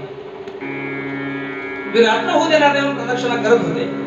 तेवढ्यात ब्रह्मजी आले आणि सांगितलं, बाबा या जगामध्ये व्यर्थ गोष्ट कोणतीच नाहीये, प्रत्येक गोष्टीचा ठराविक उपयोग आहे. अरे रात्र व्यर्थ तुम्हाला वाटते, पण संसारी माणसं भोग घेतात, तर त्यागी लोक तप करतात, साधना करतात, म्हणून व्यर्थ काहीच नाही जगात. देवाने प्रत्येक गोष्टीचा काही ना काहीतरी उपयोग होतो, फक्त तो घेता आला पाहिजे हा सिद्धांत. प्रत्येक गोष्टीचा काही आपण म्हणतो ना, काही काही माणसं मला योग्य ठिकाणी बसतात, ते बसवता आले नाही. काही कार्य असे, काही काम असे की योग्य ठिकाणी ते बसतात, ते होतात. म्हणून जगातली कोणतीच गोष्ट व्यर्थ नाही बाबा, असं सांगितल्यानंतर महाराजांच्या लक्षात आलं आणि मग महाराजांनी राज्याची वाटणी केली. कशी केली? 7 दीप केले, 7 सागर केले, एक दीप एकेका मुलांना दिला. या वंशामध्ये म्हणजे प्रियव्रताच्या वंशामध्ये पुढे वृषभदेव झाले. वृषभदेवाने अनेक वर्ष राज्य केलं, परमार्थही केला, राजा होते वृषभदेव. 100 मुलं झाली त्यांना. किती? 100 मुलं झाली. कल्पना करा बरं का, 100 मुलं राजाचे का आपल्यासारखे नाही, हे राजाचे 100 मुलं आहेत. आपल्याला महाराज एक नव्हत्या, एक झालं नाही, एक होण्याच्या अगोदर म्हणजे पोटातच तरी त्याचं सगळं नियोजन असतं. महाराज याला कोणत्या शाळेत टाकायचं, त्याचं नाव काय ठेवायचं असतं ना, असतं. हा राजाचा मुलगा आहे आणि किती मुलं आहेत? 100 मुलं आहेत. या वृषभदेवजीने 100च्या 100 लाईन मध्ये बसवले आणि उपदेश केला, बाळा संतांचा संग करसाल तर मोक्षाची चावी आहे, आणि लंपट पुरुषाची संगती करा तर नरकाची चावी आहे. म्हणजे संतांचा संग कराल तर मोक्ष प्राप्त होईल, लंपटाचा संग कराल, परस्त्रीचा संग कराल नरकाची चावी. हा उपदेश कोण करते? राजा. तुम्हाला मुलांना 100 मुलांना. महाराज त्याने राजाचा उपदेश करायला पाहिजे होता राजा बनण्याकरता. ही संस्कृती आपली, कुठून बुद्ध काय भेट होत, ही संस्कृती आपली. असाच उपदेश करायला पाहिजे. बापांनी मुलांना हाच उपदेश करायला पाहिजे. याचं प्रकरण पाहतो की बदलापूरचं प्रकरण पाहिलं आता एक करतो. अरे आता तुम्ही ओरडतात, माझं पोरगं मारलं सांगता येत नव्हतं अगोदर. मी सांगू का, आपला मुलगा काय करतो, आपली मुलगी काय करते, हे घरातल्या माझ्यांना पित्यांना माहिती असतं. पित्यांना नसतं माहिती, पण आईला माहिती असतं. आपल्या घरात काय चालू आहे हे आईला 100% माहिती असतं. आणि जर मुलगी जर वाईट वळणावर जात असेल तर याला एकमेव कारण आई. माझं बोलणं जरा वेगळं वाटतं. आईला सगळं माहित असते, पण याच्यावर झाकण टाकायचं तर माहीत करते. आता वास्तविक पाहता आईला असं वाटत नाही की माझ्या मुलाने असं करावं. बरं काही लक्षात घ्या, मला आईला दोष नाही द्या. आईचं प्रेम आडवं येतं हे मला सांगायचं. असं कोणत्याच आईला वाटत नाही की आपला मुलगा राक्षसी वृत्तीचा व्हावा. पण परिणाम असा आहे की प्रेमापोटी असं वाटतं की झाकण घ्या. पण स्फोट असा होतो भयंकर की तिच्या लक्षातही नसते की आपण हे झाकण ठेवल्यामुळे हे सगळं झालं. म्हणून हेच वृषभदेव मी तुम्हाला सांगितलं की याच वृषभदेवांना अष्टसिद्ध्या लोटांगण घालत होत्या. महाराज आमचा स्वीकार करा. लोटे दिलं नकोय मला काहीच नाही. मान बढ़ाई जब से आई तब से किस्मत फुटी, स्वामी स्वामी भजने लगे लगन राम से झुकी. तुम्ही जर माझ्याकडे आले ज्या देवाचं मी नामचिंतन करतो तो विसरू जाईल. मला असं वाटेल जसं दक्षिणा वाटलं होतं की मला पहिल्यांदा सगळे नमस्कार करावा, भगवान शंकराच्या दावायाला काय वाटतं होतं, मी आलो की मला नमस्कार करावा. तसं वृषभदेव म्हणतात की हे जर सगळं झालं तर मलाही असं होईल, मान सन्मान मिळाला ते मला नको आहे. आणि म्हणून या वृषभदेवाच्या वंशामध्ये एक भरत महाराज झाले. त्यांचे सगळ्यात मोठा मुलगा, त्या भरतामुळे आपल्या भारताचं नाव भारत पडले, सामान्य नाही. आणि ते भरत महाराज परमात्म्याची साधना करायला आपल्या लहान मुलाला सुमतीला एकदा राजावर बसवलं आणि ते सुद्धा साध्य करता निघून गेले. एका गंडकी नदीच्या तीरावर तप करण्याकरता बसणार, तेवढ्यात असं झालं की तिथे एक हरिण पाणी पिण्याकरता हरिण पाणी पिण्या हरिण गर्भवती होता, पण गर्भवती हरिण पाणी पिणार तेवढ्यात एका सिंहाची डरकाळी फोडली. ते हरिण घाबरलं, घाबरनं उडी मारली. त्यावेळेस तो प्रादुर्भाव झाला. तिथं जे बाळ होतं ते गर्भ खाली पडला आणि ते हरिण पळून गेलं, भीतीने पळालं. पण साधना करण्याकरता गेलेले भरत महाराज त्यांनी ते दृश्य पाहिलं आणि त्यांना दया आली. लक्षात घ्या, दया करणं हे सिद्धांत आहे. प्राण्यांवर दया करावी हा सिद्धांत आहे, पण एवढी दया करू नका की पुढचा जन्म त्याचाच मिळेल. लोकांना लई मारत लागले आता कुत्र्यांवर दया करणं.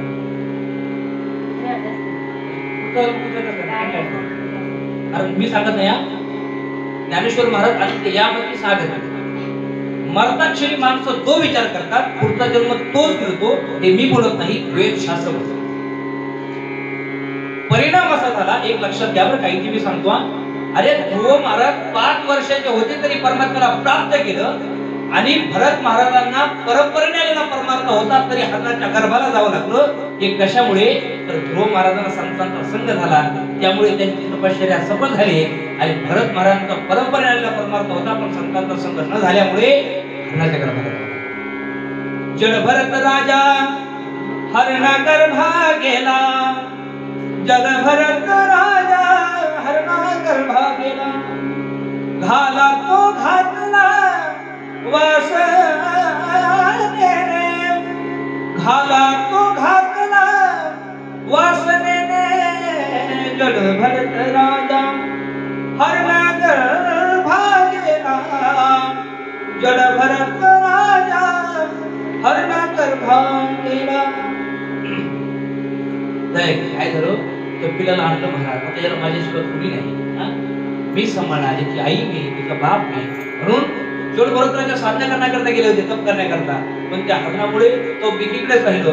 माझं हरण कुठे गेला असेल? महाराज त्या हरणाने खाल्ल्याशिवाय ते खात नव्हते, पाणी पिल्याशिवाय पीत नव्हते. एक दिवसाचं झालं, त्या हरणाचे संबंधी म्हणजे हरणाचा कळप आला आणि त्याला स्वतःचे वाटल्यामुळे ती पिऊन त्याच्यामध्ये निघून गेलं. हे भरत महाराजांना न कळतच निघून गेलं. आता हरण ते भरत महाराज त्याला शोधू लागले, कुठे गेलं असेल, कुणी नेलं तर नसेल, कुणी खाल्लं तर नसेल. एखाद्या सिंहाच्या पोटात असे विचार करू लागले आणि विचार करता करता एवढे व्याकुळ झाले की व्याकुळ होत त्यांना मृत्यू आला. परिणाम असा झाला, हरिण हरिण हरिण करता गेले आणि पुढचा जन्म हरणाचा. पण त्यांची साधना एवढी होती, परंपरेने आलेली, महाराज पुढचा जन्म हरणाचा मिळाला, पण ज्ञान सगळं तेच होतं, म्हणजे त्यांना सगळं कळत होतं, म्हणून लगेच संपवला आणि पुढचा जन्म मिळाला, तोही भरताचा. तिसरा जन्म भरताचाच मिळाला. पहिले भरत, नंतर हरणाच्या जन्मात गेले, दुसरा जो जन्म मिळाला पुन्हा हरणाच्या नंतर, तोही भरत. आणि त्या भरतामध्ये आणि मग त्यांनी आता लक्षात घेतलं की नाही म्हणजे संसार व्यर्थ आहे, लगे मूर्खाचं सोंग घेतलं. 5 भाऊ होते ते, भरताला 5 भाऊ होते. आता बापाने सगळ्यांना महाराज शिकायला लागलं, सगळे मंत्र म्हणायचे, पूजा करायचे. पण हे महाराज मूर्ख म्हणून याला माहित होतं आपण जर ज्ञानी झालो तर आमचे महाराज, आमचे वडील आम्हाला काहीतरी काम सांगतील, म्हणजे या जन्मात सुद्धा परमार्थ राहून जाईल, म्हणून येड्याचं सोंग घेतलं. म्हणून बापाने नाव ठेवलं जड भरत. काय ठेवलं? जड म्हणजे मूर्ख, जड भरत नाव ठेवलं. महाराज सांगतात ठीक आहे, म्हणजे ते होईल ते. आणि त्या जन्मामध्ये त्यांनी परमात्मा प्राप्त केलं आणि साक्षात्कार करून घेतला. अशी तर भक्ताची कथा आहे, गुरुवेद कथा आपण त्याच्यामध्ये पाहू. चला आरती.